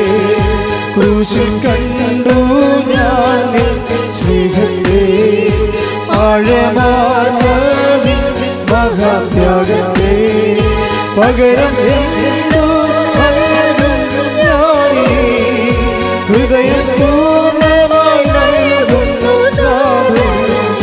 പകരം എന്തു നൽകും ഞാനീ ഹൃദയം പൂർണ്ണമായി നൽകുന്നു നാഥൻ. വിശ്വാസം ശരിക്കും പറഞ്ഞാൽ വിശ്വാസം ഒരു വിളക്കാണെങ്കിൽ, വിശ്വാസം ഒരു വിളക്കാണെന്ന് വിചാരിച്ചോ, അതിൻ്റെ എണ്ണ വിളക്ക് വെറുതെ കത്തത്തില്ല. എന്ത് വേണം? എണ്ണ വേണം. എണ്ണ എന്ന് പറയുന്നത് സ്നേഹമാണ്. ഇപ്പം ഞങ്ങളുടെ സെമിനാറിലൊക്കെ 120 ക്ലാസ്സാണ് വിശ്വാസപ്രമാണം ഓരോ സ്റ്റേറ്റ്മെൻറ്റ്സിനും. എന്നിട്ട് ഓരോ ആൾക്കാരുടെ സ്റ്റേറ്റ്മെൻറ്റുകളും അവർ പഠിപ്പിച്ചുകൊണ്ടിരിക്കും. പക്ഷെ പുറത്തിറങ്ങുമ്പോഴേ വിശ്വാസം ആക്ടിവേറ്റ് ചെയ്യാൻ നമുക്ക് പറ്റത്തില്ല. വിശ്വാസം ആക്ടിവേറ്റ് ചെയ്യാനുള്ള സാധനം അവർ പഠിപ്പിച്ചിട്ടില്ല. അവർ വിശ്വാസത്തിൻ്റെ വിചാര മേഖലയാണ് പഠിപ്പിച്ചത്. വിശ്വാസത്തിനൊരു വികാര മേഖലയുണ്ട്. അത് നീയും നിനക്ക് വേണ്ടി ക്രൂശിക്കപ്പെടുന്നതും തമ്മിലുള്ള നിന്റെ ആത്മബന്ധമാണ്. ശ്രദ്ധിക്കട്ടെ.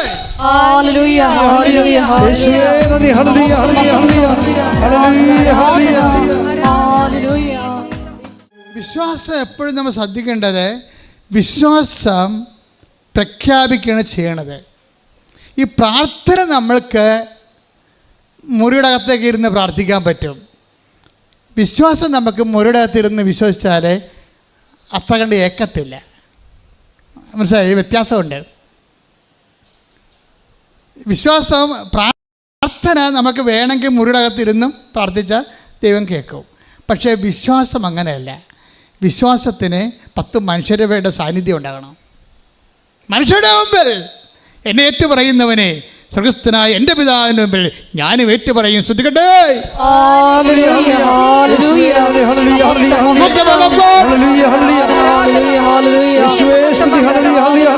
മനുഷ്യരെ കാണുമ്പോൾ നിനക്ക് ത്രില്ലടിക്കണം വിശ്വാസം പ്രഖ്യാപിക്കാനുള്ള. മനസ്സിലായില്ലേ? അത് നമ്മുടെ ആസ്തി ഭദ്രതയായിട്ട് മാറും. ഇപ്പം ഞാൻ തന്നെ നേരത്തെ കല്ലുപ്പറമ്പിനെ കുറിച്ച് പറഞ്ഞില്ലേ, അപ്പോൾ നിനക്കത് മനസ്സിലാകും. ഈ വിശ്വാസം എപ്പോഴും കത്തണത്, നല്ലവണ്ണം കത്തണത് സമൂഹത്തിലാണ് കത്തണത്. ശരിക്കും വീട്ടിൽ ഇരുന്ന് ഒറ്റയ്ക്ക് രഹസ്യമായിട്ട് വിശ്വസിച്ച് തരേണ്ട കാര്യമില്ല. വിശ്വസിക്കണത് കർത്താവ് പറഞ്ഞു. മത്തായി 10:32. മത്തായി 10:32 എന്താണ്? മനുഷ്യരുടെ മുമ്പിൽ പറഞ്ഞേ. മനുഷ്യരുടെ മുമ്പിൽ എന്നെ ഏറ്റുപറയുന്നവനെ എന്റെ സ്വർഗസ്ഥനായ പിതാവിന്റെ മുമ്പിൽ ഞാനും ഏറ്റുപറയും. സ്വർഗസ്ഥനായ പിതാവിൻ്റെ മുമ്പിലാണ് ഏറ്റുപറയാൻ ഏറ്റവും പാട്. കയറിപ്പറ്റാൻ പാടായത്, അവിടെ കയറിപ്പറ്റാൻ പാടായത് കൊണ്ടാണ്. എന്താ കാര്യം വെച്ച് കഴിഞ്ഞാൽ, ശിഷ്ടന് കുറേ ആൾക്കാരെ ദൈവം ഇങ്ങനെ വിളിക്കുമ്പോഴും അതിൻ്റെ അകത്ത് കുറേ ആൾക്കാർ ദൈവം തള്ളിക്കളയും. അനന്തരം രാജാവ് തൻ്റെ ഇടതുവശത്തുള്ളവരോട് എനിക്ക് വിശന്നു, നിങ്ങൾക്ക് ഭക്ഷണം തന്നില്ല. മത്തായി 25:41. അനന്തരം അവൻ തൻ്റെ ഇടതുഭാഗത്തുള്ളവരോട് പറയും. വലതും ഇടതും നോക്കിയിട്ട് മാത്രമേ, ഭൂമി മാത്രമല്ല, വലതും ഇടതും നോക്കണം. മുകളിലുണ്ടും വലതും ഇടതും നോക്കുക. വലതും ഇടതും നോക്കിയിട്ട് മാത്രമേ പിതാവിൻ്റെ അടുത്ത് വിടുക, പോകാൻ പറ്റുകയെന്ന് പറയണത്. അരക്കൈനൂലിൻ്റെ പിശകുണ്ട്. ആ ഇടത് വശത്ത് നിൽക്കുന്ന കക്ഷിയോട് എന്തൊക്കെയാ പറഞ്ഞു നോക്കിയേ? ശപിക്കപ്പെട്ടവരെ നിങ്ങൾ എന്നിൽ നിന്നകന്ന് പിശാചിനും അവന്റെ ദൂതന്മാർക്കുമായി സജ്ജമാക്കിയിരിക്കുന്ന നിത്യാഗ്നിയിലേക്ക് പോകുവിൻ. പിശാചിന് മുമ്പിലേക്ക് പോകുന്ന ആൾക്കാർ അവിടെ നിന്ന് മാറ്റും. എന്താ കാര്യം പറയുന്നുണ്ട്. എന്തെന്നാൽ എനിക്ക് വിശന്നു, പറഞ്ഞേ, എനിക്ക് വിശന്നു, നിങ്ങൾ ആഹാരം തന്നില്ല. എനിക്ക് ദാഹിച്ചു, നിങ്ങൾ കുടിക്കാൻ തന്നില്ല. ഞാൻ പരദേശിയായിരുന്നു, നിങ്ങൾ എന്നെ സ്വീകരിച്ചില്ല. ഞാൻ നഗ്നനായിരുന്നു, നിങ്ങൾ എന്നെ ഉടുപ്പിച്ചില്ല. രോഗാവസ്ഥയിലും കാരാഗൃഹത്തിലും ആയിരുന്നു, നിങ്ങൾ എന്നെ സന്ദർശിച്ചില്ല. രോഗികളെ സന്ദർശിക്കുക, ജയിലിൽ സന്ദർശിക്കുക, ഭക്ഷണമില്ലാത്ത ഭക്ഷണം കൊടുക്കുക, വസ്തുവില്ലാത്ത ആവശ്യത്തിലിരിക്കുന്നവരെ സഹായിക്കുക. വസ്ത്രവും ഭക്ഷണം തന്നെ വേണമെന്ന് ഇപ്പം ഇല്ല. കേരളത്തിലാകുമ്പോൾ മിക്കവർക്കും തന്നെ വസ്ത്രവും ഭക്ഷണമൊക്കെ ഉണ്ട്. പക്ഷേ ഇല്ലായ്മ ഉള്ളവരുണ്ട്, പല വിഷയങ്ങൾക്ക് ഇല്ലായ്മ ഉള്ളവരുണ്ട്, വഴിയില്ലാത്തവരുണ്ട്, വെള്ളമില്ലാത്തവരുണ്ട്. അപ്പോൾ വെള്ളമില്ലാത്തവരും വഴിയില്ലാത്തവർക്കും വഴി ചോദിക്കുമ്പോൾ ഞങ്ങൾ വഴി കൊടുക്കാറൊന്നും ബൈബിളെ പറഞ്ഞിട്ടില്ല. വിശക്കണമെങ്കിൽ ഭക്ഷണം കൊടുക്കാനേ പറഞ്ഞിട്ടുള്ളതെന്ന് പറയും. ഒന്ന് മോശമല്ലേ, വീട്ടിൽ ഉണ്ടാക്കുന്ന ഭക്ഷണം കുറച്ച് കൊടുത്താൽ മതിയല്ലേ, വഴി കൊടുക്കുമ്പോൾ പൊള്ളും കയ്യേ. അപ്പോൾ എന്ന് വെച്ചാൽ ഇല്ലായ്മക്കാരനെ, നിന്നോട് ആവശ്യപ്പെടുന്ന ആൾക്കാരെ അവരുടെ ആവശ്യമനുസരിച്ചുകൊണ്ട് സഹായിക്കണമെന്നുള്ളതിൻ്റെ അർത്ഥം മൊത്തം അതാണ് സംഭവം. ഉടമ്പടി ഈ യാത്ര പിതാവിൻ്റെ പക്കലേക്കുള്ള യാത്രയാണ് ഉടമ്പടി. അതുകൊണ്ടാണ് തെസി ചേച്ചി പറഞ്ഞത് കർത്താവിൻ്റെ രണ്ടാമത്തെ വരവിനായി ഒരുക്കുന്ന പുണ്യഭൂമിയിലേക്ക് വരാൻ കഴിഞ്ഞതിൽ നന്ദി പറയും. ശരിയാണത്. എന്താ കാര്യം? അങ്ങനെ പറയാൻ കാരണം എന്താണ്? ഈ പിതാവിൻ്റെ പക്കലേക്കുള്ള വഴിയിൽ കർത്താവ് പറയുന്നുണ്ട് അവിടെ. അനന്തരം രാജാവ് തൻ്റെ വലതുഭാഗത്തുള്ളവരോട് പറയും, എൻ്റെ പിതാവിനാൽ അനുഗ്രഹിക്കപ്പെട്ടവരെ. പറഞ്ഞ പിതാവിനാൽ അനുഗ്രഹിക്കപ്പെട്ടവരെ. അപ്പോൾ ഇതെന്താ പ്രശ്നം വെച്ച് കഴിഞ്ഞാൽ, നമ്മൾ പിതാവിൻ്റെ പക്കലേക്കുള്ള യാത്രയിൽ അവിടുത്തെ അനുഗ്രഹത്തിൻ്റെ പട്ടികയിലേക്ക് വരാൻ വേണ്ടി എന്താ ചെയ്യണം? നമ്മൾ ഉടമ്പടിയിൽ എന്താ ചെയ്യണത്? പറഞ്ഞേ. എന്തെന്നാൽ എൻ്റെ പിതാവിനാൽ അനുഗ്രഹിക്കപ്പെട്ടവരെ, വരുവിൻ, ലോകസ്ഥാപനം മുതൽ നിങ്ങൾക്കായി സജ്ജമാക്കിയിരിക്കുന്ന രാജ്യം അവകാശപ്പെടുത്തുവിൻ. എന്തെന്നാൽ എനിക്ക് വിശന്നു, നിങ്ങൾ ഭക്ഷിക്കാൻ തന്നു. എനിക്ക് ദാഹിച്ചു, നിങ്ങൾ കുടിക്കാൻ തന്നു. ഞാൻ പരദേശിയായിരുന്നു, നിങ്ങൾ എന്നെ സ്വീകരിച്ചു. ഞാൻ നഗ്നനായിരുന്നു, നിങ്ങൾ എന്നെ ഉടുപ്പിച്ചു. ഞാൻ രോഗിയായിരുന്നു, നിങ്ങൾ എന്നെ സന്ദർശിച്ചു. എൻ്റെ പൊന്നുമക്കളെ, ഈ സംഭവങ്ങളെല്ലാം പരസ്യമായിട്ട് ചെയ്യണതാണ്. മനസ്സിലായല്ലേ? രഹസ്യമല്ല. പ്രാർത്ഥിക്കണമെങ്കിൽ നിങ്ങൾക്ക് രഹസ്യമായിട്ട് മുറിയുന്ന പ്രാർത്ഥിക്കാൻ പറ്റും. പക്ഷേ വിശ്വാസം പ്രഖ്യാപിക്കുന്നത് ഈ പരസ്നേഹ പ്രവർത്തികളിലൂടെയാണ്. പരസ്നേഹ പ്രവൃത്തികൾ ചെയ്യുമ്പോൾ നിങ്ങൾ ഓർക്കണം എന്താണെന്ന് വെച്ച് കഴിഞ്ഞാൽ, ഞങ്ങൾ പ്രഖ്യാപിക്കണം. ഒന്ന് ഏറ്റു പറഞ്ഞ്, എൻ്റെ പരസ്നേഹ പ്രവൃത്തികളിലൂടെ മനുഷ്യരുടെ മുമ്പിൽ ഞാൻ എൻ്റെ വിശ്വാസത്തെ പ്രഖ്യാപിക്കുകയാണ്. പരസ്യമായി വിശ്വാസം പ്രഖ്യാപിക്കാൻ എന്നെ പരസ്നേഹ പ്രവൃത്തികളിലെ വിശേഷവിധിയായി അഭിഷേകം ചെയ്യണം. വിശ്വാസം എപ്പോഴും നിങ്ങളുടെ ഉള്ളിൽ 10 മനുഷ്യരെ കണ്ട ഉടനെ ക്രിസ്തുവിനെ കൈമാറണമെന്നുള്ള ജ്വരം വേണം. 10 മനുഷ്യരെ കണ്ട അപ്പം തന്നെ വിശ്വാസം കൈമാറണം, കർത്താവിനെക്കുറിച്ച് പറയണം. മനുഷ്യൻ എന്താ കാര്യം? മനുഷ്യരുടെ മുമ്പിൽ എന്നെ ഏറ്റു പറയണം. അതിലൊക്കെ വിശ്വാസം എന്ന് പറഞ്ഞാൽ ഇവിടുത്തെ പ്രൈവറ്റ് വിഷയമാണ്. ഇവിടുത്തെ എല്ലാവിധ എത്തേയിസ്റ്റുകളും അതുപോലെ തന്നെ സെക്കുലറിസ്റ്റുകൾ എന്താ പറയണത്? വിശ്വാസം പ്രൈവറ്റാണ്, അതൊക്കെ ഓരോരുത്തരും മനസ്സിൽ വെക്കേണ്ട കാര്യമാണ്. അല്ല, ബൈബിൾ അതല്ല പറയണത്. അത് ലോകത്തിൻ്റെ വിശ്വാസം. സത്യവിശ്വാസം എന്ന് പറയണത് മനുഷ്യരുടെ മുമ്പിൽ ഏറ്റു പറയാനുള്ളതാണ്. അല്ല നിനക്ക് അതിൻ്റെ അകത്ത് ദൈവത്തിന് ഏറ്റു പറയാത്തിടത്തോളം കാലം നീ വിശ്വാസിയാണെന്ന് പറഞ്ഞാൽ ദൈവം അത് അംഗീകരിക്കത്തില്ല. അതാണ് വിഷയം. അപ്പോൾ എപ്പോഴും നമ്മൾ ഇപ്പോൾ ത്രേസ്യക്കുട്ടി എന്താ ചെയ്യണത്? അതുപോലെ തന്നെ ഓരോ അവിടെ പള്ളികളിലൊക്കെ ചെല്ലുമ്പോൾ അവർ പറയുവേ, ഞാൻ പള്ളികളിലൊക്കെ ചെല്ലുമ്പോൾ ചില പള്ളികളിലൊക്കെ കൃപാസനം പത്രം ഏതെങ്കിലും മൂലക്ക് വെച്ചിരിക്കണ കാണാം. കണ്ട, അവിടെ ആ ഒരു താലന്തുള്ള കിട്ടിയ ആൾക്കാരുണ്ടേ, പള്ളിക്കൊണ്ട വെക്കുന്ന പാർട്ടി അതാണ്. അടി വെച്ചതിനും വരും, മറച്ചു വെക്കും. അതാണ് ഇവിടെ ഒരു താലന്ത് കിട്ടിയ ആൾക്കാർ മടിയനും തുട്ടനുമാണ്. ഈ ഉടമ്പടി എടുത്തതിൽ മടിയനും തുട്ടനുമാണ് പത്രം കൊണ്ട് പള്ളിവാതിക്ക് വെച്ചും പോകുന്ന ആൾക്കാർ. ത്രേസ്യക്കുട്ടി എന്താ ചെയ്യണത്? അത്തരം പത്രങ്ങളെല്ലാം വീണ്ടും കളക്ട് ചെയ്തിട്ട് അവർ വീടാന്തോറും കൊണ്ടു നടന്ന് കൊടുക്കും. അതാണ് സുവിശേഷപരം. എന്താണ് അത്? മനുഷ്യരുടെ മുമ്പിൽ ഏറ്റ് പറയിപ്പിക്കുകയാണ്. ഞാൻ വെഞ്ചരിച്ച വള്ളം ഒടിഞ്ഞുപോയി. നിങ്ങളൊന്ന് ചിന്തിച്ചേക്കുക, വള്ളം കല്ലുപറമ്പൻ ഈ UBC ബോട്ട് ക്ലബ്ബില്ലേ ചമ്പക്കുളം, അവരെന്നെ വിളിച്ചുകൊണ്ട് പോയി അവിടെ വള്ളം വെഞ്ചരിക്കാൻ പറഞ്ഞ്. ഞാൻ അവിടെ ഓടി വള്ളത്തിന് അവിടെ നാളെ ശനിയാഴ്ച കളിയെങ്കിൽ വെള്ളിയാഴ്ച പോയി വെള്ളം വെഞ്ചരിച്ച് 144 കാശ് രൂപ ഞാൻ എല്ലാവർക്കും തുഴക്കാർക്കും എല്ലാം കൊടുത്തു, മാതാവിൻ്റെ കാശ് രൂപ. രാത്രി അവരെന്നെ വിളിച്ചു, അച്ഛാ ചതിച്ചാന്ന് പറഞ്ഞു. എന്താ ചതിച്ചതെന്ന് പറഞ്ഞു, വള്ളം ഒടിഞ്ഞു പോയെന്ന്. അപ്പം ഞാൻ അന്ന് കൊച്ചച്ഛനാണ്, എനിക്കാണെങ്കിൽ വല്ലാത്ത സങ്കടം. ഞാൻ പള്ളിത്തോട്ടി ഇരിക്കുകയാണ്, ഇവർ ഞാൻ ആലപ്പുഴ അവിടെ നിന്ന് ഇതെല്ലാം കഴിഞ്ഞ് വന്നതേ ഉള്ളൂ. രാത്രി ആയപ്പോൾ ഈ വള്ളം ഇങ്ങനെ കുത്തി, സ്നേക്ക് ബോട്ടല്ലേ, വെള്ളത്തിലോട്ട് 110 നൻപ് ഇങ്ങനെ കുത്തി കഴിഞ്ഞാൽ വെള്ളം ചാടും. വെള്ളം ചാടി വെള്ളം ചാടുമ്പോൾ പടയെന്ന് ഒടിഞ്ഞു ഒടിഞ്ഞപ്പോൾ എന്നെ വിളിച്ചു ചോദിച്ചാൽ ഇനി എന്ത് ചെയ്യും? അപ്പോൾ എനിക്കും സങ്കടമായി. എൻ്റെ പൗരോഹിത്യത്തിന് ഏറ്റ അടിയാണ്. കാര്യം വെച്ചാൽ എല്ലാ അക്രൈസ്തവരും എൻ്റെ അടുക്കുന്നത് ഇങ്ങനെയാണ് കാശുര്യം വാങ്ങിച്ചത്. ക്രൈസ്തവർ അതിനകത്ത് കുറച്ചേ ഉണ്ടായിരുന്നുള്ളൂ, അക്രൈസ്തവരായിരുന്നു കൂടുതൽ. അവരെല്ലാം ഇങ്ങനെ ആദരവോടെ മേടിച്ചു. എൻ്റെ സങ്കടം വള്ളം ഒടിഞ്ഞതല്ല എൻ്റെ സങ്കടം, ഈ പാവത്തിങ്ങളുടെ മുമ്പിൽ ഞാൻ കർത്താവിനെ നാണം കെടുത്തിയല്ല എന്നാണ്. എനിക്ക് കണ്ണ് നിറഞ്ഞു പോയിൻ്റെ. അപ്പോൾ അവരുടെ മുമ്പിലേ കർത്താവിൻ്റെ ഞാൻ വെഞ്ചരിച്ചപ്പോൾ അത് ഒടിഞ്ഞു പോയല്ല വട്ടം വെച്ച്. അപ്പോൾ ഞാൻ ബേബിച്ചൻ ഇപ്പോഴും കൃപാസനത്തിലുണ്ട്. ബേബിച്ചനാണ് എന്നെ വിളിച്ചത് തത്തമ്പള്ളിയിലാണ്. അപ്പോൾ ബേബിച്ചനോട് ഞാൻ ഇനി എന്ത് ചെയ്യും എന്ന് ചോദിച്ചു. എന്ത് ചെയ്യുമെന്ന് ചോദിച്ചപ്പോൾ ബേബിച്ചൻ പറഞ്ഞ് കളക്ടറിൻ്റെ അത് 3 ലക്ഷം രൂപ നമുക്ക് കിട്ടേണ്ടതാണ്. നമുക്ക് നാളെ കളിക്കാൻ വെള്ളം ഇല്ലയെന്നുണ്ടെങ്കിൽ അവർ പേര് വിളിക്കുമ്പോൾ അവിടെ ഇല്ലയെന്നുണ്ടെങ്കിൽ ആ കാശും പോകും. ഇത്രയും നാൾ റിഹേഴ്സൽ ചെയ്ത കാശ് മൊത്തം പോകും.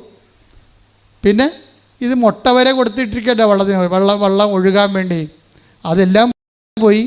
പിന്നെ അതുകൊണ്ട് ഞങ്ങളിപ്പോൾ റിബേറ്റ് വെക്കാൻ പോയിടന്ന് അതാ ഒരു തെങ്ങ് വെട്ടി പൊളന്നിട്ട് അറുത്തിട്ട് ഈ 2 വള്ളം കൂടി അടുപ്പിച്ച് വെച്ചിട്ട് 2 മുറിഞ്ഞ പൊട്ട് വീണ 2 കഷ്ണം കൂടി അടുപ്പിച്ചിട്ട് അകത്ത് റിബേറ്റ് വെക്കുക, അകത്തും പുറത്ത് എന്നിട്ട് റിബേറ്റ് ഇട്ട് മുറുക്കും. അപ്പോൾ എന്ത് പറ്റും? 400 കിലോ കൂടി കൂടും എക്സ്ട്രാ ആയിട്ട്. അപ്പോൾ 400 കിലോ കൂടുന്നതിന് മുമ്പ് തന്നെ 16 അടി കാരിച്ചാലിനേക്കാൾ താഴെയാണ് ഇവൻ നിൽക്കണത്. അന്ന് കാരിച്ചാൽ പേര് കേട്ട വള്ളമാണ്. അപ്പം റിഹേഴ്സലിന് തന്നെ എന്നിട്ടാണ് ഈ വെഞ്ചരിക്കുമ്പോഴാണ് ഇത് ഒടിഞ്ഞു പോണത്. അപ്പോൾ ഒടിഞ്ഞു പോകുമ്പോൾ എന്നിട്ട് തളർന്ന സ്വരത്തിൽ, സങ്കട സ്വരത്തിൽ അച്ഛൻ കളി കാണാൻ വരുന്നുണ്ടോയെന്ന് ചോദിച്ചു. ഞാൻ ഒടിഞ്ഞ വള്ളത്തിൻ്റെ കളി എന്ത് കാണാനാണ് എനിക്ക്? പക്ഷേ എന്നിട്ട് ഞാൻ പോയി അന്ന് ഭക്ഷണം പോലും ഞാൻ കഴിച്ചില്ല. കാര്യം എനിക്ക് ഗ്യാസ് ഇങ്ങനെ മേലോടെ നിൽക്കുകയാണ്. സങ്കടമല്ലേ, ഈ ആൾക്കാരുടെ മുഖത്തിലൊക്കെ നോക്കും. എന്നിട്ട് ഞാൻ പോയി അവിടെ ഐക്യ മാത്യു എന്ന് പറഞ്ഞ് ക്യാപ്റ്റൻ വന്ന് എന്നെ പിക്കപ്പ് ചെയ്ത് സ്പീഡ് ബോട്ടിൽ കൊണ്ടുപോയി ഫ്രണ്ടിൽ കൊണ്ടിരുത്തി, ഫിനിഷിംഗ് പോയിന്റിൽ കൊണ്ടിരുത്തി. അപ്പോൾ ഞാൻ ഫിനിഷിംഗ് പോയിൻ്റ് ഇരിക്കുകയാണ്. അപ്പോൾ ഞാൻ ലോഹമിട്ടുണ്ടാകുമ്പോൾ നിൽക്കണം. എന്താ കാര്യം? ഞാൻ നിൽക്കുമ്പോൾ കർത്താവിൻ്റെ ഒരു സാന്നിധ്യമാണ് ഞാൻ. ഇവിടെയാണ് വിഷയം. ഇത് വിശ്വാസം പ്രഖ്യാപിക്കാനുള്ളതാണ്, അല്ല വിശ്വാസം ഒളിച്ചു കളിക്കാനുള്ളതല്ല. 3 ലക്ഷം മനുഷ്യരുടെ മുമ്പിൽ ഞാൻ ലോഹമിട്ടുകൊണ്ട് ഫിനിഷിംഗ് പോയിന്റ് നിൽക്കുകയാണ്. എന്നിട്ട് ഞാൻ കൊന്ത കൈ പിടിച്ചിട്ടുണ്ട്. എൻ്റെ ജീവചരിത്രത്തിൽ മുഴുവനുണ്ട്, ഫോട്ടോ എല്ലാം, ഞാൻ എല്ലാം റെക്കോർഡ് ചെയ്തിരിക്കുന്ന ആളാണ്. എന്ത് സംഭവിച്ചാൽ റെക്കോർഡ് ചെയ്യും. അപ്പം ഞാനവിടെ ഇരിക്കുമ്പോൾ ഈ വള്ളം മൂവ് ചെയ്യാൻ തുടങ്ങുമ്പോൾ അന്ന് റേഡിയോയാണ്. അപ്പം ഞാനത് കേൾക്കുന്നുണ്ട്. അപ്പോൾ എനിക്കാണെങ്കിൽ ശ്വാസം കിട്ടാതെ അവിടെ ഇരിക്കുകയാണ്. ഭയങ്കര ആരവമാണ് സ്റ്റേഡിയത്തിൽ. അവിടെ ഹെലികോപ്റ്റർ വരുന്നു, ആളെ പൊക്കുന്നു, ആളെ താഴെ വീഴുന്നു, നേവിക്കാരുടെ കയ്യാങ്കളികൾ, ഇതൊന്നും എന്നെ ശ്രദ്ധപ്പെടുന്നില്ല. ഞാൻ കൊന്തയും ചെയ്തുകൊണ്ട് അവിടെ ഇരിക്കുകയാണ് ഫിനിഷിംഗ് പോയിന്റിൽ. അപ്പോൾ എനിക്കറിയാം. അപ്പോൾ അവിടെ നിന്ന് റേഡിയോയുടെ അത് സ്റ്റാർട്ട് ചെയ്തപ്പോൾ റേഡിയോയുടെ കമൻട്രി വന്നിട്ട് ഒരു 3 മിനിറ്റായിട്ടും ഞാൻ വെഞ്ചരിച്ച വള്ളത്തിൻ്റെ പേര് പറയണില്ല അവർ. അപ്പോൾ ഞാൻ ഓർത്ത് അത് കളിക്കില്ലായിരിക്കും എന്ന് വിചാരിച്ചു. അത് കളിക്കില്ലായിരിക്കും, പോയായിരിക്കും, നമ്മൾ പറഞ്ഞിട്ടില്ലല്ലോ. പക്ഷേ എനിക്ക് തോന്നിയത് ആ സമയത്ത് പേര് പറയാ, അപ്പം എങ്കിലും എനിക്ക് തോന്നി അവിടെ ഇരുന്ന് സ്വസ്ഥമായിട്ടിരുന്ന് പ്രാർത്ഥിക്കുകയല്ലേ. അപ്പോഴേക്ക് എൻ്റെ മനസ്സിൽ പരിശുദ്ധാത്മ പറഞ്ഞു, നീ മുട്ട നിൽക്കാൻ പറഞ്ഞു. അവിടെ ഞാൻ ഇത്രയും ലക്ഷക്കണക്കിന് മനുഷ്യരുടെ മുമ്പിൽ ഞാൻ ഫിനിഷിംഗ് പോയിൻ്റ് മുട്ടയിൽ നിന്ന് പ്രാർത്ഥിക്കുകയാണ്. അപ്പം ഞാൻ മുട്ടയിൽ നിന്ന് ഒരു 5 സെക്കൻഡ് കഴിഞ്ഞപ്പോൾ ഉടനെ ചമ്പക്കുളത്തിൻ്റെ പേര് പറഞ്ഞു. അപ്പോഴെനിക്ക് മനസ്സിലായി കർത്താവ് ലൈനിലായെന്ന്. പിന്നെ ഞാൻ നിന്നില്ല. അതായത് നമ്മളെൻ്റെ മക്കളെ നിങ്ങൾ ഇരുന്ന് ഈ ആട് പ്രസവിക്കണ പോലെ കിടന്നൊക്കെ പ്രാർത്ഥിക്കത്തില്ലേ, അതൊക്കെ എപ്പോഴും ഓർത്തേക്കണം. പ്രാർത്ഥനയുടെ ഓരോ പൊസിഷനുണ്ട്, അതെല്ലാം വിശ്വാസത്തിൻ്റെ പ്രഖ്യാപനങ്ങളാണ്. അല്ല പ്രാർത്ഥിച്ചാൽ പോരെ, എവിടെ ഇരുന്നാൽ എന്താ, ഭിത്തിയെ ചാരിയാൽ എന്താണ്, കിടന്നാൽ എന്താണ്, മലന്ന് കിടന്ന് പ്രാർത്ഥിച്ചാൽ എന്താ, അങ്ങനെയല്ല. ഇതിൻ്റെ പൊസിഷൻ എല്ലാം പ്രധാനപ്പെട്ടതാണ്. നീ മുട്ട നിൽക്കുമ്പോൾ അത് 10 മനുഷ്യരവിടെ ഉണ്ടെങ്കിൽ ദൈവം മഹത്വപ്പെടും. ദൈവം മഹത്വപ്പെട്ടാൽ പിന്നെ ദൈവം നിന്നെ ഓൺ ചെയ്യാൻ തുടങ്ങും. ഇതാണ് വിഷയം. നിന്നെ ഓൺ ചെയ്യും. അപ്പോൾ എനിക്ക് മുട്ടയെന്ന് കഴിഞ്ഞപ്പോൾ എനിക്ക് തോന്നി ഇതിൻ്റെ പേര് വന്നപ്പോൾ ഈ ഒപ്പക്കാരിച്ചാലും അതുപോലെ തന്നെ കല്ലുപറമ്പനും വേറെ 2-3 വള്ളങ്ങളും നെഹ്റു അനാരിച്ചുണ്ടൻ ഇതെല്ലാം ഇങ്ങനെ ഒപ്പം നിൽക്കുകയാണ്. അപ്പം നമ്മുടെ വള്ളവും അത്ഭുതകരമായിട്ട് ഇതിൻ്റെ ഒപ്പം വരുന്നുണ്ട്. പക്ഷെ പുറകിലാണെന്ന് എനിക്ക് അപ്പോൾ അടുത്ത് വരുമ്പോൾ നമുക്കറിയാൻ പറ്റും. അപ്പോൾ എനിക്ക് തോന്നി ഈ കൊന്തമായിട്ട് കൈവിരിച്ച് പിടിക്കണമെന്ന്. ഞാൻ ഉടനെ കൊന്തമായിട്ട് കൈവിരിച്ച് പിടിച്ചത് ജസ്റ്റ് ഫിനിഷ് ചെയ്യുമ്പോൾ ഈ ഒടിഞ്ഞ വള്ളത്തിനെ എടുത്ത് പൊക്കി അപ്പുറത്തിട്ട് ഫിനിഷ് ചെയ്ത് ഫസ്റ്റായിട്ട്. അതുകൊണ്ട് തീർന്നില്ല. അപ്പം എനിക്ക് അഭ്യാസം മനസ്സിലായില്ലേ, മനുഷ്യരുടെ മുമ്പിൽ കർത്താവിനെ ഏറ്റുപറയുകയാണെന്നുണ്ടെങ്കിൽ വിവരം അറിയുമെന്ന്. അത് പന്ത് കളിയാലും ശരി, പള്ളം കളിയാലും ശരി, എന്ത് കളിയാലും ശരി. അതായത് ദൈവത്തിൻ്റെ മുമ്പിൽ നമ്മുടെ പരീക്ഷയായാലും ശരി, പഠനമായാലും ശരി, നമ്മൾ സത്യസന്ധമാണെന്ന് നോക്കണം ആദ്യം. അല്ലാതെ ഒരു സ്ഥലത്ത് നിൽക്കുമ്പോൾ ഒരു വേഷം, പുറത്ത് വരുമ്പോൾ വേറെ ഒരു വേഷം എന്ന് പറയുമ്പോൾ നമ്മൾ ഫ്രോഡാണ് ശരിക്കും പറഞ്ഞാൽ. എന്താ പ്രശ്നം വെച്ച് കഴിഞ്ഞാൽ നമ്മൾ ഒരു വിശ്വാസം എന്ന് പറയണത് ഒരു പരസ്യമായ ഏറ്റുപറച്ചിലാണ്. അതിന് കുറച്ച് തുരിക്കട്ടിയും വേണ്ടി വരും. എന്താ പ്രശ്നം വെച്ച് കഴിഞ്ഞാൽ വിശ്വാസം ക്രിസ്തുവിനെ കൊടുക്കലും കൈമാറലാണ്. അല്ല മുറിയിരുന്നുകൊണ്ട് രഹസ്യമായിട്ട് ഏതെങ്കിലും പുസ്തകം നോക്കി വായിക്കുന്ന പരിപാടിയൊന്നുമല്ല അത് കർത്താവിനെ യേശു കർത്താവാണെന്ന് അക്ഷരം കൊണ്ട് ഏറ്റുപറയുന്ന മുമ്പ് നീ ഒരു കാര്യം ചെയ്യണം. എന്താണ്? ഹൃദയത്തിൽ വിശ്വസിക്കണം. എന്താണ്? എൻ്റെ കർത്താവ് മരിച്ചവനെന്ന് ഉയർത്തെഴുന്നേറ്റവനാണെന്ന്. അതിൻ്റെ ബാഹ്യമായ പ്രകടനമാണ് പ്രാർത്ഥന. അല്ലാത്ത പ്രാർത്ഥനയല്ല. ശ്രുതികടേ കർത്താവാണെന്ന് ഹൃദയത്തിൽ വിശ്വസിച്ചുകൊണ്ട് അധരത്തിൽ ഏറ്റുപറഞ്ഞുകൊണ്ട് വിശ്വാസം പ്രഖ്യാപിക്കുവാൻ അഭിഷേകം ചെയ്യണമേ. മരണത്തെ ജയിച്ചവനെ ഞങ്ങൾ ആരാധിക്കുന്നു. ഈ കഥ ഇവിടെ വെച്ച് തീരണില്ല. 2:30 മണിയായി 3:30 മണിയാകുമ്പോഴാണ് ഫസ്റ്റ്. ഇത് 16 വള്ളങ്ങളുണ്ട്. 4 വെച്ച് 4 ട്രാക്ക്. ഇത്രയും ട്രാക്കിൽ എത്ര ഹിറ്റ്സ് ഉണ്ട്? വൈകുന്നേരം 5:30 സംഭവം തീരണത്. അപ്പോഴും ഈ ഒന്നാമത് കിട്ടിയ 4 വള്ളങ്ങൾ അവസാനം ഒരുമിച്ച് മത്സരിക്കും. അപ്പോഴും ഞാൻ ഇതേ പരിപാടി തന്നെ ചെയ്തു. എന്നിട്ട് ആ ഒന്നാമത് മത്സരിച്ച് അതായത് ഒന്നാം സ്ഥാനത്ത് വന്ന 4 വള്ളങ്ങളിൽ ഒന്നാം സ്ഥാനത്തായിട്ടാണ് അവസാനം കല്ലുപറമ്പ് ഫിനിഷ് ചെയ്യണത്. അതെല്ലാം വിശ്വാസത്തിൻ്റെ എന്നൊക്കെ ഓർക്കണം. റിബേറ്റ് വെച്ച വള്ളമാണ്. റിബേറ്റ് വെക്കണ മുമ്പ് തന്നെ അത് ഒറ്റ വള്ളമാണ് ഈ സംഭവം. ഈ തോൽവി എന്ന് പറഞ്ഞ സംഭവം അതാണ് അതാണ് ഈ കത്തിരിക്കുട്ടി പറയുമ്പോൾ ഈ ത്രേസിക്കുട്ടി പറയുമ്പോൾ എനിക്ക് മനസ്സിലാകും. അമ്മ എൻ്റെ പൊന്നമ്മ തോറ്റമ്മ എന്ന് പറയും നീ വാ എനിക്ക് പ്രാർത്ഥിച്ച് ജയിപ്പിക്കാമെന്ന് പറയും. എല്ലാ പിള്ളേരും വന്ന് ഇവിടെ പറയത്തില്ലേ, അച്ഛാ 5 എഴുതി, അച്ഛാ 10 എഴുതിയെന്ന് പറയും. സാറേ എഴുതി നമ്മൾ കളവിട്ട് അടിക്കും. എന്താ കാര്യം? ഇനി നിന്നെക്കൊണ്ട് പറ്റത്തില്ല, പറ്റിക്കണ ആൾ നിൻ്റെ കൂടെ വരുമെന്നതിൻ്റെ അർത്ഥം. ഇനി നീ എഴുതിയാൽ ശരിയാകത്തില്ല, നീ അതിനെ വിഷമിക്കണ്ട, ഇതൊക്കെ ശരിയാക്കേണ്ട ഒരാളുണ്ട്.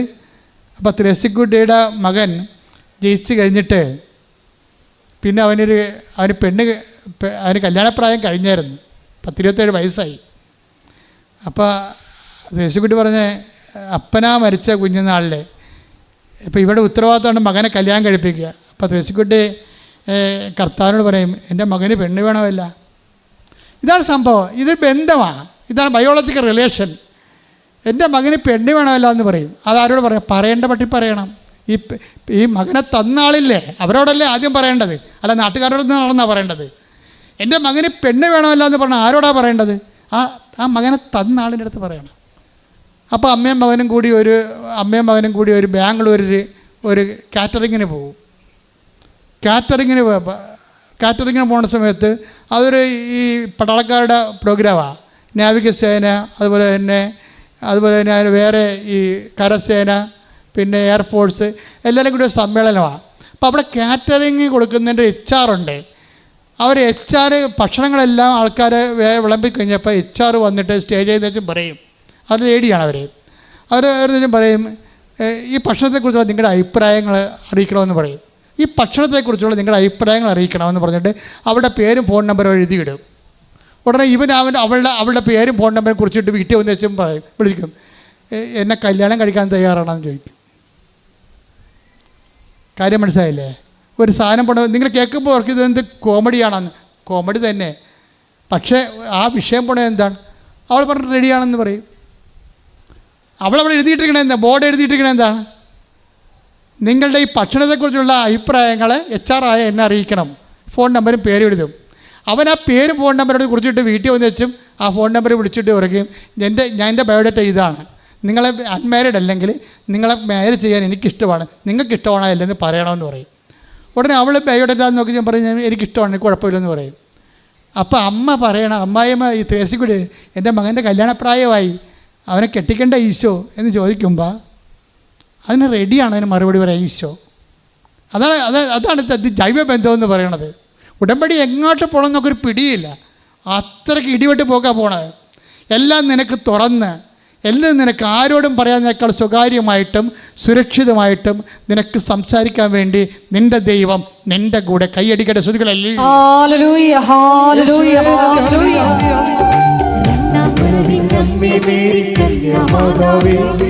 കർത്താവിൻ വരവിന് വേണ്ടി ലോകമൊരുക്കണമേ, സുവിശേഷം തിരിപോലെങ്ങും കത്തിപ്പടരട്ടെ.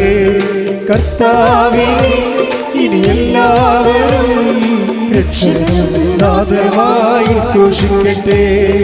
കർത്താവിനെ ഇനി എല്ലാവരും രക്ഷകനും നാഥനുമായി ഘോഷിക്കട്ടെ.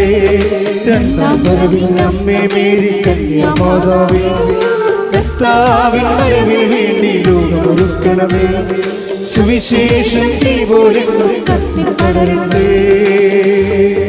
പരിശുദ്ധ പരമ ദിവ്യകാരുണ്യത്തിന് ആരാധനയും സ്തുതിയും പുകഴ്ചയും പരിശുദ്ധ പരമ ദിവ്യകാരുണ്യത്തിന് ആരാധനയും സ്തുതിയും പുകഴ്ചയും പരിശുദ്ധ പരമ ദിവ്യകാരുണ്യത്തിന് ആരാധനയും സ്തുതിയും പുകഴ്ചയും ഉണ്ടായിരിക്കട്ടെ. ഈ കല്യാണത്തെക്കുറിച്ച് ത്രേസ്യക്കുട്ടി എന്താ പറഞ്ഞെന്നറിയാവോ? എനിക്ക് കിട്ടിയ മരുമകളില്ലേ മാതാവിൻ്റെ സ്വന്തം ആളാണെന്ന്. മാതാവിനോടുള്ള ആഴമായ വിശ്വാസത്തിലുള്ള സ്ത്രീയെ തന്നെയാണ് ഈ ഒരു പ്രത്യേക എന്ന് വെച്ചാൽ എൻ്റെ ദൈവം ഈ സാക്ഷിയൊക്കെ നിങ്ങൾക്ക് എന്ത് തോന്നണമെന്ന് നോക്കിയേ. നിങ്ങളുടെ എല്ലാ വിഷയത്തിനും ദൈവത്തിൻ്റെ മുമ്പിൽ മറുപടിയുണ്ട്.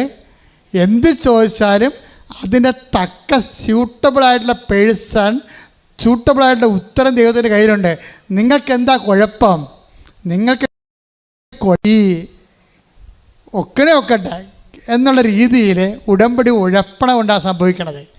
ഉടമ്പടി എന്ന് പറയണത് വേണേൽ മറച്ചു വെക്കാം, വേണേ നമുക്ക് കൽപ്പിക്കപ്പെടുകയൊക്കെ ചെയ്യാം. പക്ഷേ ഉടമ്പടി ക്രാക്ക് ചെയ്യണത് വിശേഷവിദ്യയായി ചെയ്യുമ്പോഴാണ്. വിശേഷവിദ്യയായി ചെയ്യുമ്പോഴാണ് ഈ കോൾ ടു ഇൻറ്റിമസി വരണത്. ദൈവത്തിൻ്റെ ഇൻറ്റിമസിയിലേക്കാണ് നമ്മൾ വിളിക്കപ്പെട്ടിരിക്കണമെന്നൊക്കെ ഞങ്ങൾ പണ്ട് പഠിച്ചിട്ടുണ്ട്. ചുമ്മാ പുസ്തകത്തിൽ എഴുതുന്ന പുസ്തകം എഴുത്ത് തൊഴിലാളികൾ, ഞാനും പുസ്തകം എഴുതുന്ന ആളാണ്. എഴുതുന്ന ആൾക്ക് വേറെ ഒരു ലോകമാണത്. എഴുതുന്ന അല്ല പ്രശ്നം, ജീവിക്കുന്ന വേറെ വിഷയമാണത്. നിങ്ങൾ എന്ത് വിഷയം എന്ന് വെച്ച് കഴിഞ്ഞാൽ ഈ ഇൻറ്റിമസി എന്ന് പറയുന്ന സംഭവം, അതായത് ആത്മബന്ധം എന്ന് പറയണത്, ആ ബന്ധം നമ്മൾ പറഞ്ഞ ആത്മബന്ധം ഉണ്ടാക്കാൻ പറ്റത്തില്ല.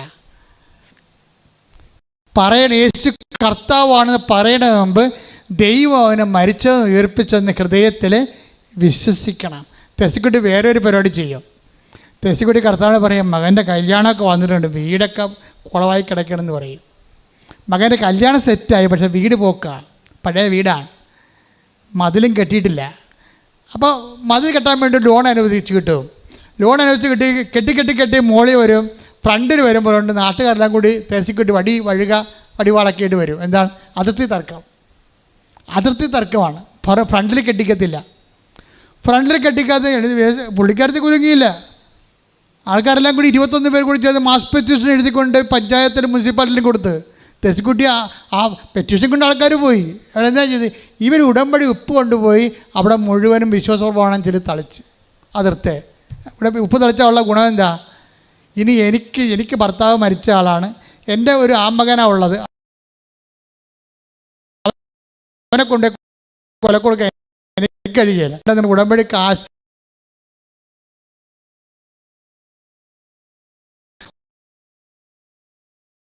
ഒരു വാനം പെട്ടി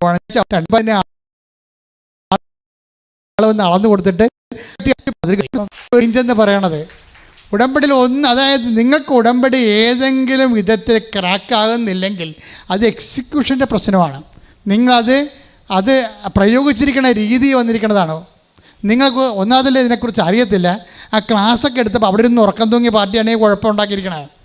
ഉടമ്പടിക്ക് ബാധ്യതയെ മാറിയിരിക്കണത് ആ മോളിൽ ക്ലാസ് എടുത്ത സമയത്ത് ഉറങ്ങിയ ആൾക്കാരും ഉടമ്പടി ധ്യാനം അപ്ഡേറ്റ് ആയിട്ട് കൂടാത്ത ആൾക്കാരുമാണ് ഉടമ്പടിക്ക് ബാധ്യത. ഉടമ്പടി വൃത്തിമേനമായിട്ട് ചെയ്തിരിക്കുന്നവരെ, വിശേഷവിധിയായി ഉടമ്പടി ചെയ്യുന്നവർ, ഉടമ്പടിയായിട്ട് ജീവിക്കുന്നവരുണ്ട്. അവരെ സംബന്ധിച്ചിടത്തോളം അവർ എംപവറാണ്. അവർക്ക് എല്ലാ കാര്യങ്ങളും അവരുടെ ദൈവം അവരുടെ ഇവർക്ക് എന്തെല്ലാം വിഷയങ്ങളാണ് ഉണ്ടാകണമെന്ന് ചോദിക്കുക. ആ വിഷയങ്ങളെല്ലാം അവർ നിർവഹിക്കുന്ന രീതികൾ കണ്ടില്ലേ? അത് അവർ ചെയ്യേണ്ട കാര്യം അവർ ചെയ്യും, അല്ലെങ്കിൽ ദൈവം ചെയ്യേണ്ട കാര്യം ദൈവം നേരിട്ട് ചെയ്യും. ഉപ്പൊക്കെ നമുക്ക് എല്ലാവരും കൊണ്ട് ഉപ്പൊക്കെ ഇടുന്നുണ്ട്, അത് കഥയൊന്നുമില്ല. നിങ്ങൾക്ക് ബന്ധമില്ലാത്ത ഉപ്പിടാനൊന്നും പോകരുത്. ബന്ധമാണ് ഇതിനൊക്കെ എല്ലാം പ്രശ്നം. ദൈവമായിട്ട് വിശ്വാസം നമുക്ക് പ്രാർത്ഥിക്കാം, വിശ്വാസം പ്രഖ്യാപിക്കാം, വിശ്വാസം പ്രയോഗിക്കാം. ആ വിശ്വാസം പ്രയോഗിക്കുന്നതിന് മുമ്പ് തന്നെ നിങ്ങൾ ഉടമ്പടിയിലെ ദൈവത്തെ സ്നേഹിച്ച്, ദൈവത്തിന് വേണ്ടി ജീവിച്ച്, ദൈവത്തിൻ്റെ വചനങ്ങൾ പ്രഖ്യാപിച്ച്, ദൈവത്തിൻ്റെ വചനങ്ങൾ ആൾക്കാർ പങ്കിട്ട് കൊടുത്ത് ആൾക്കാർക്ക് പ്രചരിപ്പിച്ചുകൊണ്ട് ദൈവത്തിൻ്റെ ഗ്രീൻ ചാനലിലേക്ക് വരണം. എന്നാൽ പിന്നെ എല്ലാം വർക്കൗട്ട് ചെയ്യും. ഞാൻ ഉടമ്പടി പുതുക്കണമെന്ന് നിങ്ങളോട് പറയുമ്പോഴേ, ഉടമ്പടിയുടെ പ്രാരംഭകാലത്ത് എവിടെയെങ്കിലും ഒരു അറിവില്ലായ്മ സംഭവിച്ചിട്ടുണ്ടെങ്കിൽ അത് പുതുക്കാൻ വേണ്ടിയാണ് പറയണത്. അത് പുതുക്കിയിട്ട് നിങ്ങൾ ഉടമ്പടിയുടെ എവിടെയാണ് മിസ്റ്റേക്ക് സംഭവിച്ചിരിക്കുന്നത് അത് തെറ്റ് തിരുത്തിയിട്ട് മുമ്പത്തേക്കാൾ സ്നേഹത്തോടെ, മുമ്പത്തേക്കാൾ വിശ്വാസത്തോടെ, മുമ്പത്തേക്കാൾ പ്രത്യാശയോടെ ദൈവവുമായിട്ടുള്ള ആഴമായ ആത്മബന്ധത്തിലേക്ക് നിങ്ങൾ ഉടമ്പടി പുതുക്കാനാണ് പറയണത്. അല്ലാതെ അവിടെ കൊണ്ട് കുറിപ്പിച്ച് 10 മേടിച്ചിട്ട് പോണ ഏർപ്പാടല്ല. സാക്ഷ്യം പറയാൻ പോലും നിൽക്കണില്ലല്ലോ ആൾക്കാർ. സാക്ഷ്യമുണ്ട്. അവിടുത്തെ ആൾക്കാർ ചോദിക്കുമ്പോൾ, മോളിൽ ഇരുന്ന് ചോദിക്കുമ്പോൾ സാക്ഷ്യമില്ല. സാക്ഷ്യമുണ്ട്, പക്ഷെ നിൽക്കാൻ നേരമില്ലെന്നും. ദൈവത്തിന് അറിയാവില്ല. നിങ്ങൾക്ക് അവസരം തന്നിട്ട് നിങ്ങൾക്ക് ഉള്ളുകൊണ്ട് സാക്ഷ്യം പറയാൻ വേണ്ടി ആൾക്കാരോട് ഇടിച്ചു നിൽക്കുകയാണ്. അപ്പോൾ എന്ത് സംഭവിച്ചാൽ അവർക്ക് സാക്ഷ്യം പറയാനുള്ള അഭിഷേകമുണ്ട്. അവർക്ക് ചെറുതാണെങ്കിലും എൻ്റെ കർത്താവിനെക്കുറിച്ച് പറയണമെന്ന് ആഗ്രഹമുണ്ട്. ആ ദൈവസ്നേഹമാണ്. ദൈവസ്നേഹം ഇല്ലാത്തവർ ഉടമ്പടി എടുത്തിട്ടുണ്ട്. അവരോട് സാക്ഷ്യം പറയാൻ പോകുമ്പോൾ പറയും വണ്ടിക്കാരെ വിളിക്കണം എന്ന് പറയും. എന്താ കാര്യം? ദൈവത്തിനെ പറ്റിച്ചു പോവുകയാണ്. എന്താ കാര്യം? അവന് ദൈവം അനുഗ്രഹിച്ചതാണ്, അവളെ ദൈവം അനുഗ്രഹിച്ചതാണ്. അവൾക്ക് ദൈവത്തെക്കാൾ പ്രാധാന്യം, സാക്ഷ്യം ദൈവത്തെ പരിവർത്തന പ്രാധാന്യം വേറെ ആരോ ആണ്, വേറെ എന്തോ ആണ്. എന്നാൽ എനിക്കൊന്നും പറയാനില്ല. പറയാനുള്ളവർ പറയേണ്ട സമയത്ത് കർത്താവ് പറയേണ്ട പോലെ പറഞ്ഞോളൂ. Praise the Lord.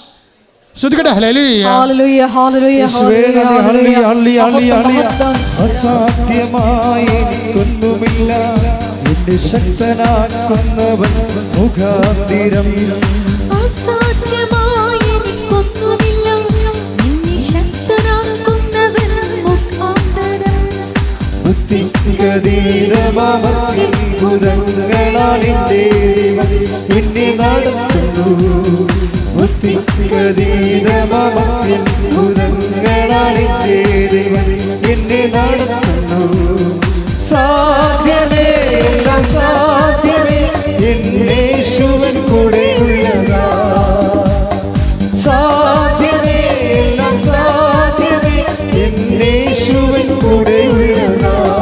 അസാധ്യമായി അസാധ്യമായി എനിക്കൊന്നുമില്ല എന്നെ ശക്തനാക്കുന്നവൻ മുഖാന്തിരം അസാധ്യമായി എനിക്കൊന്നുമില്ല എന്നെ ശക്തനാക്കുന്നവൻ മുഖാന്തിരം ബുദ്ധിഗതീതമത്തിൽ ഉരങ്ങളാണെന്റെ ദൈവം എന്നെ നടത്തുന്നു ബുദ്ധിഗതീതമത്തിൽ ഉരങ്ങളാണെന്റെ ദൈവം എന്നെ നടത്തുകൾ ഉയർത്തി സാധ്യമേ എല്ലാം സാധ്യമേ എന്റെ യേശുവിൻ കൂടെയുള്ളതാ സാധ്യമേ എല്ലാം സാധ്യമേ എന്റെ യേശുവിൻ കൂടെയുള്ളതാ സ്തുതിക്കട്ടെ ഹല്ലേലൂയ ഹല്ലേലൂയ ഹല്ലേലൂയ മഹത്വം മഹത്വം ആരാധന ആരാധന ഹല്ലേലൂയ ഹല്ലേലൂയ യേശുവേ ഞങ്ങൾക്ക് ലഭിച്ചിരിക്കുന്ന താലന്തുകൾ യേശുവേ നിന്റെ നാമ മഹത്വത്തിനും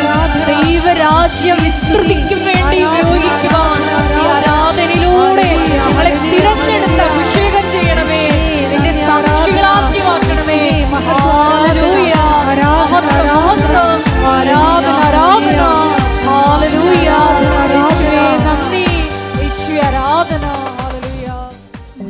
നമുക്ക് പ്രാർത്ഥിക്കാം. എൻ്റെ പ്രിയപ്പെട്ടവരെ, ഇന്ന് കർത്താവിൻ്റെ വചനത്തിലൂടെ നമ്മൾ കേട്ടത് കർത്താവിൻ്റെ താലന്തുകൾ വ്യക്തിബന്ധി എന്നതിനേക്കാൾ ഉപരി അത് മോർ റീസണബിളായി വരണത് വിഷയബന്ധിയാകുമ്പോഴാണ്. കർത്താവ് ഒരു വ്യക്തിക്ക് തന്നെ ചില കാര്യങ്ങൾക്ക് 5, ചില കാര്യങ്ങൾക്ക് 2, ചില കാര്യങ്ങൾക്ക് 1 താലന്തുമാണ് കൊടുക്കുന്നത്. ത്രേസ്യക്കുട്ടിക്ക് 1 താലന്തുള്ളത് 2 മേഖലയിലാണ്. ഒന്ന്, അവരുടെ പിഞ്ചു കുഞ്ഞുങ്ങളായിരിക്കുമ്പോൾ തന്നെ അവരുടെ ഭർത്താവ് മരിച്ചു. കുടുംബജീവിതത്തിൽ അവർക്ക് 1 താലന്തേ ഉള്ളൂ. അവർ മണ്ണിപ്പൂത്തി വെച്ചില്ല. ഇതിൻ്റെ ദുർവിധിയാണെന്നും പറഞ്ഞുകൊണ്ട് ആ കിട്ടിയ കുഞ്ഞുങ്ങളെ വളർത്തി ദൈവത്തിൽ ആശ്രയിച്ച് അവളത് 1 10 എടുക്കണ കാണാം. നമ്മൾ വിശ്വാസമുള്ളൊരു മകനെ സൃഷ്ടിച്ചുകൊണ്ട് വിശ്വാസമുള്ള മകൻ കൂടി ത്രേസ്യക്കുട്ടിയുടെ കൂടെ നിന്നുകൊണ്ട് സാക്ഷ്യം പറയുന്നത് കേൾക്കാൻ മനോഹരമാണ്. പക്ഷെ അത് 1 താലന്തായിരുന്നു. ത്രേസ്യക്കുട്ടി വളർത്തിയെടുത്ത 10 താലന്താണത്. ആ 1 താലന്തിൻ്റെ കഥ പറയുമ്പോൾ കർത്താവിനെ കൂടി ചേർത്തുകൊണ്ട് വലതുവശത്തൊരു 0 ചേർത്ത് അത് 10 എടുക്കാനാണ് ദൈവം ഉദ്ദേശിക്കുന്നത്. ഭർത്താവ് മരിച്ചെങ്കിൽ അത് തളർന്നില്ല. 1 താലന്ത് പിന്നെ ഉള്ള ആരോഗ്യ മേഖലയിലാണ് ത്രേസ്യക്കുട്ടിക്ക്. കാര്യം മൂത്രത്തിലൂടെ അൽബീമിൻ ആ പ്രോട്ടീൻ ലീക്ക് ചെയ്തിട്ട് മൂത്രത്തിൽ പതയാണ്. അത് കിഡ്നി കംപ്ലൈൻ്റാണ്. അപ്പോൾ ആരോഗ്യ മേഖലയിൽ 1 താലന്തേ ഉള്ളു.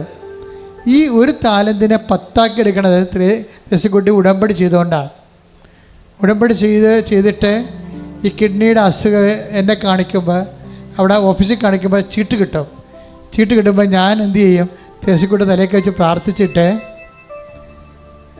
എൻ്റെ കയ്യിരിക്കുന്ന സൈത്തിൽ ത്രേസ്യക്കുട്ടി കൈ മുക്കിയിട്ട് ബാത്റൂമിൽ പോയിട്ട് അത് വയറിൽ പുരട്ടിക്കൊള്ളാൻ പറയും. അന്ന് രാത്രി പദം നിൽക്കും. അന്ന് രാത്രി കിഡ്നി സുഖപ്പെടും. 15 കൊല്ലമായിട്ടുള്ള കിഡ്നിയുടെ പ്രോട്ടീൻ പോണതാണ് ഒറ്റ ഉടമ്പടി കൊണ്ട് കർത്താവ്. അതായത് അപ്പോൾ അത് നിങ്ങൾ മനസ്സിലാക്കേണ്ടത്, ആ 1 താലന്ത് എനിക്ക് കിഡ്നി രോഗമാണ്, എനിക്ക് ഭർത്താവില്ല, എനിക്ക് കിഡ്നി രോഗമാണെന്ന് പറഞ്ഞ് ഇങ്ങനെ അളിഞ്ഞ മോന്തമായിട്ട് വീട്ടിൽ ഇരിക്കുകയല്ല. എൻ്റെ ഭർത്താവ് മരിച്ചുപോയി, ഇതിങ്ങൾ ഞാൻ എങ്ങനെ വളർത്തിയതെന്ന് ദൈവത്തിന് പോലും അറിയാൻ പാടില്ലെന്നൊക്കെ പറഞ്ഞിട്ട് സ്വയം പഴിച്ചുകൊണ്ടിരിക്കുക. അങ്ങനെയല്ല. ആ 1 താലന്തുള്ളതെല്ലാം ഇവൾ 10 എടുക്കും. അതാണ് ഉടമ്പടിയുടെ പ്രത്യേകത എന്ന് പറയുന്നത്. ഉള്ള എല്ലാ പ്രശ്നങ്ങൾക്കും വിശ്വാസം പ്രാർത്ഥനയാക്കി, വിശ്വാസം പ്രഖ്യാപിച്ചു, വിശ്വാസം പ്രയോഗമാക്കും. അതാണ് ഉപ്പ് കാശിരുവൊക്കെ വിശ്വാസം പ്രയോഗമാക്കലാണ്. പക്ഷെ പ്രയോഗമാക്കുന്നതിന് മുമ്പ് നിങ്ങളത് പ്രാർത്ഥനയും പ്രഖ്യാപനവും ആക്കണം. പ്രഖ്യാപനം വിശ്വാസം ഈ പ്രത്യക്ഷീകരണ പ്രാർത്ഥനയിലൂടെയാണ് നമ്മൾ പിന്നെ കൗദാസിക ജീവിതത്തിലൂടെയാണ് വിശ്വാസം പ്രാർത്ഥനയാക്കി മാറ്റുന്നത്.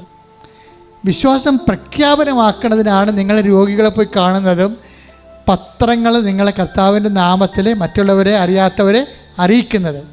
വിശ്വാസം പ്രയോഗിക്കുന്നതാണ് ഉടമ്പടി തൈലവും ഉടമ്പടി കാശുരൂപവും ഉടമ്പടി ഉപ്പവും. അപ്പോൾ ഇതെല്ലാം വ്യത്യസ്തമായിട്ട് മനസ്സിലാക്കണം. എന്നിട്ട് ഇതിലൂടെയെല്ലാം നിങ്ങൾ ഉദ്ദേശിക്കുന്നത് ക്രിസ്തുവുമായിട്ട് നിങ്ങളെ ഒരു ആത്മബന്ധം ഉണ്ടാക്കുകയാണ്. ഇത് പരസ്യമായ മേഖലയിലാണ് ഇത് വർക്ക് ചെയ്യാൻ നല്ലത്. അപ്പം അത് മറ്റു മനുഷ്യരുണ്ടാകണം. മനുഷ്യരുടെ മുമ്പിൽ ഏറ്റു പറഞ്ഞാൽ എൻ്റെ സ്വർഗസ്ഥനായ പിതാവിൻ്റെ മുമ്പിൽ ഞാനും നിങ്ങളെ, അപ്പോൾ എന്ന് വെച്ചാൽ നിത്യത വരെ ഏറ്റുപറയാവുന്നതാണ്. ഈ ഭൂമി മാത്രമല്ല, മനുഷ്യരുടെ മുമ്പിലാണ് നിങ്ങളുടെ വിശ്വാസം പ്രഖ്യാപിക്കണമെങ്കിൽ നിത്യത വരെ ഞാൻ നിങ്ങളെ ഏറ്റുപറയുമെന്നാണ് പറയുന്നത്. അതെല്ലാം നടപ്പിലാകുന്നത് ഉടമ്പടിയിലൂടെയാണ്. ഉടമ്പടി പ്രയോഗം, ഉടമ്പടി പ്രഖ്യാപനം, ഉടമ്പടി പ്രാർത്ഥനയിലൂടെയാണ്. അതുകൊണ്ട് ആർക്കും വിശ്വസിക്കാം, ആർക്കും പ്രഖ്യാപിക്കാം, ആർക്കും പ്രാർത്ഥിക്കാം. അതിന് ക്രിസ്ത്യനാകണമെന്നൊരു നിർബന്ധമില്ല. അതുകൊണ്ടാണ് എല്ലാവർക്കും സാക്ഷ്യം പറയാൻ പറ്റണത്. പക്ഷേ ആ വിശ്വാസം അനുഷ്ഠിക്കുന്ന വിശുദ്ധിയും അതുപോലെ തന്നെ വിശ്വാസ കൈമാറ്റവും വിശ്വാസ പ്രയോഗവും വിശ്വാസ പ്രഖ്യാപനവും നിലനിർത്താൻ വേണ്ടി സ്തുതിക്കട്ടെ. ഹല്ലേലൂയ, ഹല്ലേലൂയ, ഹല്ലേലൂയ, ഹല്ലേലൂയ, ഹല്ലേലൂയ. യേശുവേ ആരാധന, ഹല്ലേലൂയ, ഹല്ലേലൂയ. യേശുവേ ആരാധന, ഹല്ലേലൂയ, ഹല്ലേലൂയ. മഹത്വം, മഹത്വം, ആരാധന, ആരാധന, ഹല്ലേലൂയ. എൻ്റെ മക്കളെ, വിശ്വാസത്തോടെ തന്നെ ഒരു കൈ നെഞ്ചത്ത് വെച്ച് ഒരു കൈ ശിരസിൽ വെച്ചുകൊണ്ട് നമുക്ക് രോഗസൗഖ്യ പ്രാർത്ഥനയിലേക്ക് കടക്കാം. മനസ്സിലറിയാവുന്നൊരു വിശ്വാസ പ്രമാണം ചൊല്ലിക്കൊണ്ടിരിക്കണം, അല്ലാത്തൊരു സ്തുതിച്ചുകൊണ്ടിരിക്കണം. സ്വരത്തിലായിരിക്കണം എല്ലാം. ശ്രുതികട ഹല്ലേലൂയ, ഹല്ലേലൂയ, മഹത്വം, മഹത്വം. കർത്താവിൻ്റെ ഉന്നതമായ നാമത്തിന് സ്വസ്ഥം ചെയ്യുന്ന കർത്താവ്, കർത്താവിൻ്റെ വിശുദ്ധ പൗരോഹിത്യത്തെ മഹത്വപ്പെടുത്തണമേ കർത്താവ്. കർത്താവ് സഭയിലുള്ള സാന്നിധ്യം പ്രകടമാക്കണമേ കർത്താവ്. കർത്താവ് നിന്റെ തിരുമുറുമാറുന്ന വലത് കരം, കർത്താവ് ആണിപ്പെടുതാറുന്ന അത്ഭുത കരം അങ്ങയുടെ ശിരസ്, അങ്ങയുടെ മക്കളുടെ ശിരസിൽ വെക്കണം പ്രാർത്ഥിക്കുന്നു. സ്വന്തം ബന്ധങ്ങളിലെ കർത്താവിൻ്റെ രക്തം നിറയട്ടെ, മാംസപേശികളിലെ കർത്താവിൻ്റെ രക്തം നിറയട്ടെ, രക്തഞരമ്പുകളിലെ കർത്താവിൻ്റെ രക്തം നിറയട്ടെ, എല്ലാ കൊശങ്ങളിലും പേശികളിലും ത്വക്കുകളിലും കർത്താവിൻ്റെ രക്തം നിറയട്ടെ. മാരക രോഗങ്ങൾ, ആന്തരിക അവയവങ്ങളുടെ രോഗങ്ങൾ, മാരക രോഗങ്ങൾ, തീരവേദികൾ, കോശങ്ങളിലുള്ള രോഗങ്ങൾ, പേശികളുടെ രോഗങ്ങൾ, അസ്ഥികളിലുള്ള രോഗങ്ങൾ, അസ്ഥിസന്ധികളിലുള്ള രോഗങ്ങൾ, വാദ്യരോഗങ്ങൾ, ഹൃദയരോഗങ്ങൾ, എല്ലാ രോഗങ്ങളും യേശു ക്രിസ്തുവിൻ്റെ നാമത്തിൽ മാറിപ്പോകട്ടെ. ശ്രദ്ധിക്കട്ടെ. ഹല്ലേലൂയ, ഹല്ലേലൂയ, ഹല്ലേലൂയ, ഹല്ലേലൂയ. ഈ ആരാധനയിലൂടെ ദൈവത്തിന്റെ നാമം വീണ്ടും വീണ്ടും മഹത്വപ്പെടുവാൻ കരുണയാകണമേ പ്രാർത്ഥിക്കുന്നു.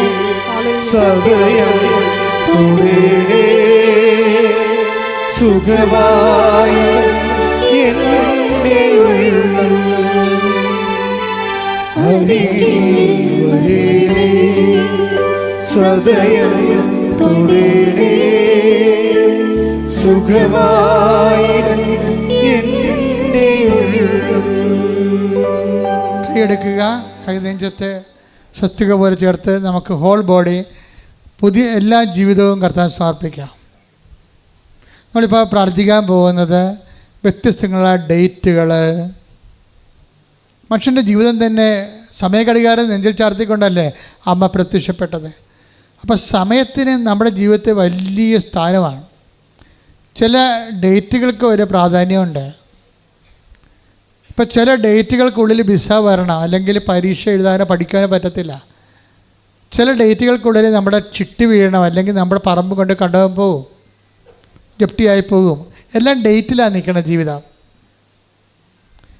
അതുകൊണ്ട് തന്നെയാണ് നിങ്ങളെ സമയത്തിൻ്റെ മാതാവ്, സഞ്ചാരി മാതാവ് എന്ന അമ്മയെ വിളിക്കുന്ന കാര്യം അതാണ്.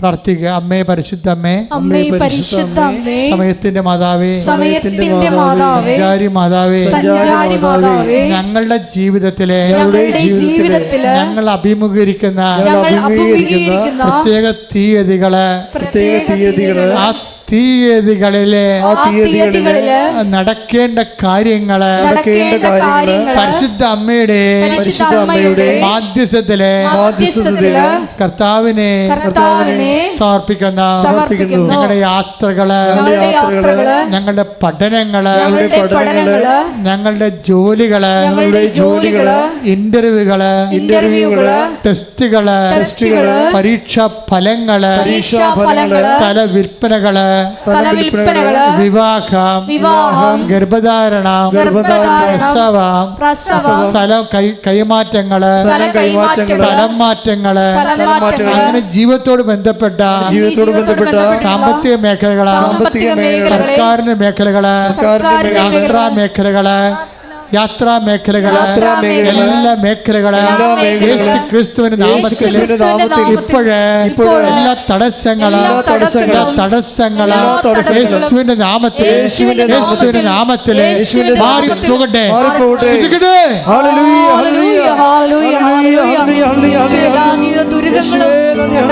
മാറിപ്പോയിക്കൊണ്ട് അങ്ങയുടെ നാമത്തെ ആരാധനയിലൂടെ വീണ്ടും വീണ്ടും മഹത്വപ്പെടുത്തണമേ. ഹല്ലേലൂയ.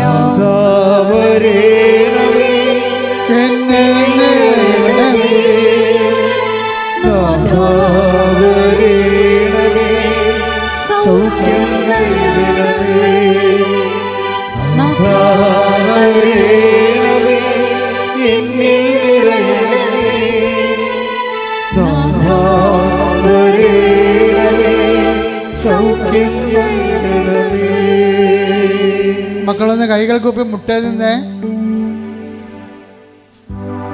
നമ്മളിപ്പോൾ പ്രാർത്ഥിക്കാൻ പോകുന്ന പ്രാർത്ഥനകള് ഓൺലൈനിലുള്ളവർ ശ്രദ്ധിക്കണേ.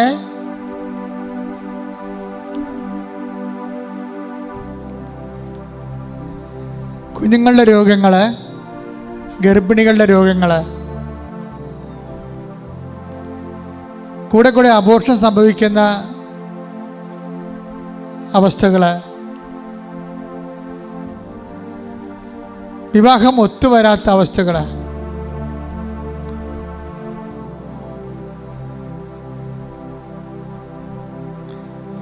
കോടതികളിൽ കേസായിരിക്കുന്ന വിവാഹങ്ങള്, വിവാഹം പിരിയാൻ വേണ്ടി കള്ളക്കേസ് കൊടുത്തിരിക്കുന്നവര്, അന്യൻ്റെ ജീവിത പങ്കാളിയുമായിട്ട് രഹസ്യമായിട്ട് ജീവിക്കുന്നവര്, സ്വന്തം ജീവിത പങ്കാളിയോടും കുടുംബത്തോടും കുഞ്ഞുങ്ങളോടും വിശ്വസ്ത പുലർത്താത്ത സാഹചര്യങ്ങള്, തിന്മയുടെ ദുശ്ശീലങ്ങളുള്ളവര്, അവരെല്ലാം സമർപ്പിച്ച് പ്രാർത്ഥിക്കേണ്ട, കണ്ണീരോടെ പ്രാർത്ഥിക്കേണ്ട സമയമാണ്. ജപ്തി നേരിടുന്ന പറമ്പുകള്, വിൽക്കാനുള്ള പറമ്പുകള്, വീട് സ്ഥലം പോലും ഇല്ലാത്തവര്, വീട് സ്ഥലവും ഇല്ലാത്തവര്, കേസിൽ അകപ്പെട്ടിരിക്കുന്നവര്,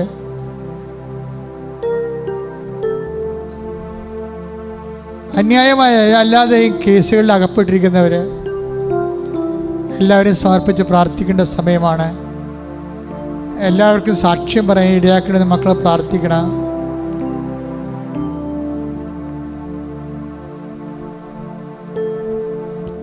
അച്ഛൻ പ്രാർത്ഥിക്കുമ്പോൾ സ്തുതിക്കട്ടെ, ഹല്ലേലൂയ.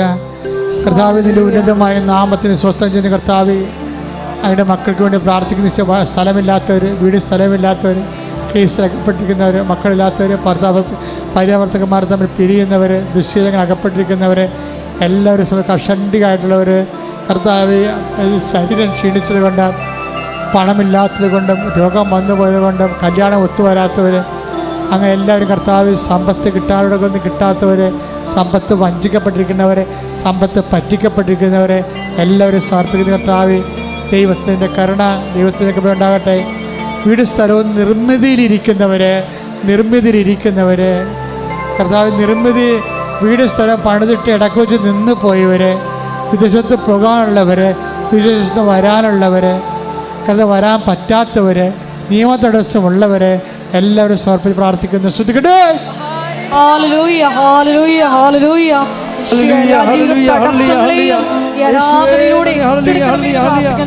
എല്ലാവരെയും സാക്ഷികളാക്കി ഉയർത്തണമേ എന്ന് പ്രാർത്ഥിക്കുന്നു. ഹല്ലേലൂയ. മഹത്വം, മഹത്വം, ആരാധന, ആരാധന. ഹല്ലേലൂയ. ഇവിടെ വരെ നിങ്ങൾ ഈ ധ്യാനം കൂടുമ്പോൾ തന്നെ ധ്യാനം ഷെയർ ചെയ്യണം. എപ്പോൾ ധ്യാനം കൂടിയാലും, എപ്പോൾ സാക്ഷ്യം കേട്ടാലും നിങ്ങൾ അപ്പം തന്നെ പ്രേക്ഷിത പേര് പരസ്യമായിട്ട് വിശ്വാസം പ്രഖ്യാപിച്ചുകൊണ്ട് നിങ്ങൾ ഇപ്പോൾ വാട്സപ്പിലാണെങ്കിലും ഇത് ഷെയർ ചെയ്യണം. വാട്സപ്പ് ഗ്രൂപ്പുകൾക്ക് ഷെയർ ചെയ്ത് കൊടുക്കണം. കർത്താവിന് അറിയാത്തത് അറിയട്ടെ. നിങ്ങൾ വാട്സപ്പ് സ്റ്റാറ്റസ് ഇടുന്ന ഒത്തിരി പേരുണ്ട്. വലിയ ദൈവാനുഗ്രഹമാണത്. അതുപോലെ തന്നെ പുതിയ പുതിയ കണ്ടൻറ്റുകളെ ക്രിയേറ്റ് ചെയ്തിട്ട് അപ്പ് ചെയ്യുന്ന റീൽസ് ഇടുന്നവരുണ്ട്. അവർക്കെല്ലാം വേണ്ടി ഈ സമയത്ത് പ്രാർത്ഥിക്കുകയാണ്. സ്തുതിക്കട്ടെ, ഹല്ലേലൂയ. കർത്താവ് റീൽസ് ഇടുന്നവർ, വാട്സപ്പ് സ്റ്റാറ്റസ് ഇടുന്നവർ, വാട്സപ്പിലൂടെ കൃപാസനം പ്രചരിപ്പിക്കുന്നവർ, ധ്യാനത്തേക്ക് ആൾക്കാർക്ക് മറ്റുള്ളവർക്ക് കൈമാറി കൊടുക്കുന്നവർ, എല്ലാവരെയും അവരുടെ കുടുംബങ്ങളെ, അവരുടെ ക്യാമറയെ, അവരുടെ സന്മനസ്സിനെ, അവരുടെ സമർപ്പണത്തെ കർത്താവിൻ്റെ കൃപയാൽ അഭിഷേകം ചെയ്യാൻ പ്രാർത്ഥിക്കുന്നു. സ്തുതിക്കട്ടെ. ഹല്ലേലൂയ, ഹല്ലേലൂയ, ഹല്ലേലൂയ. മനുഷ്യരുടെ മുമ്പിൽ ഏറ്റവും ഇതിനെ പ്രചരിപ്പിക്കുവാൻ ഞങ്ങളെ അഭിഷേകം ചെയ്യണമേ. ഹല്ലേലൂയ, ഹല്ലേലൂയ. ഇപ്പോൾ സമാപന ആശീർവാദം.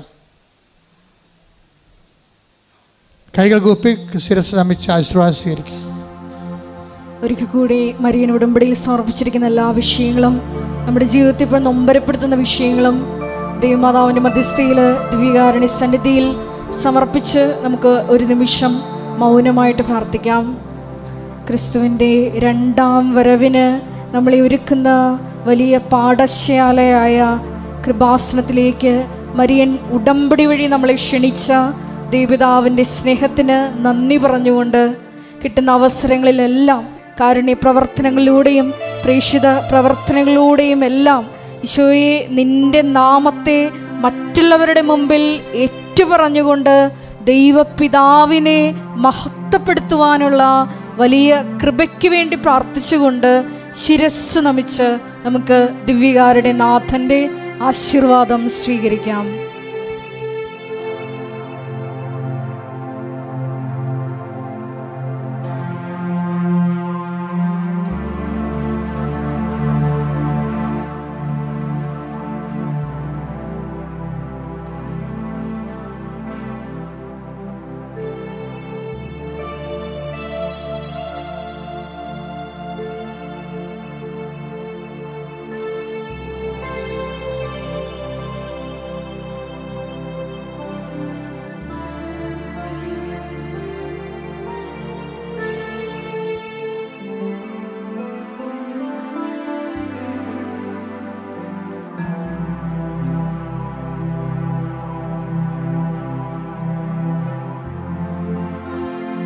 പരിശുദ്ധ പരമ ദിവ്യകാരുണ്യമേ, ഇന്നും അങ്ങേക്ക് ആരാധന. പരിശുദ്ധ പരമ ദിവ്യകാരുണ്യമേ, ഇന്നും അങ്ങേക്ക് ആരാധന. പരിശുദ്ധ പരമ ദിവ്യകാരുണ്യമേ, ഇന്നും അങ്ങേക്ക് ആരാധന. ആവേ ആവേ ആവേ മരിയ, ആവേ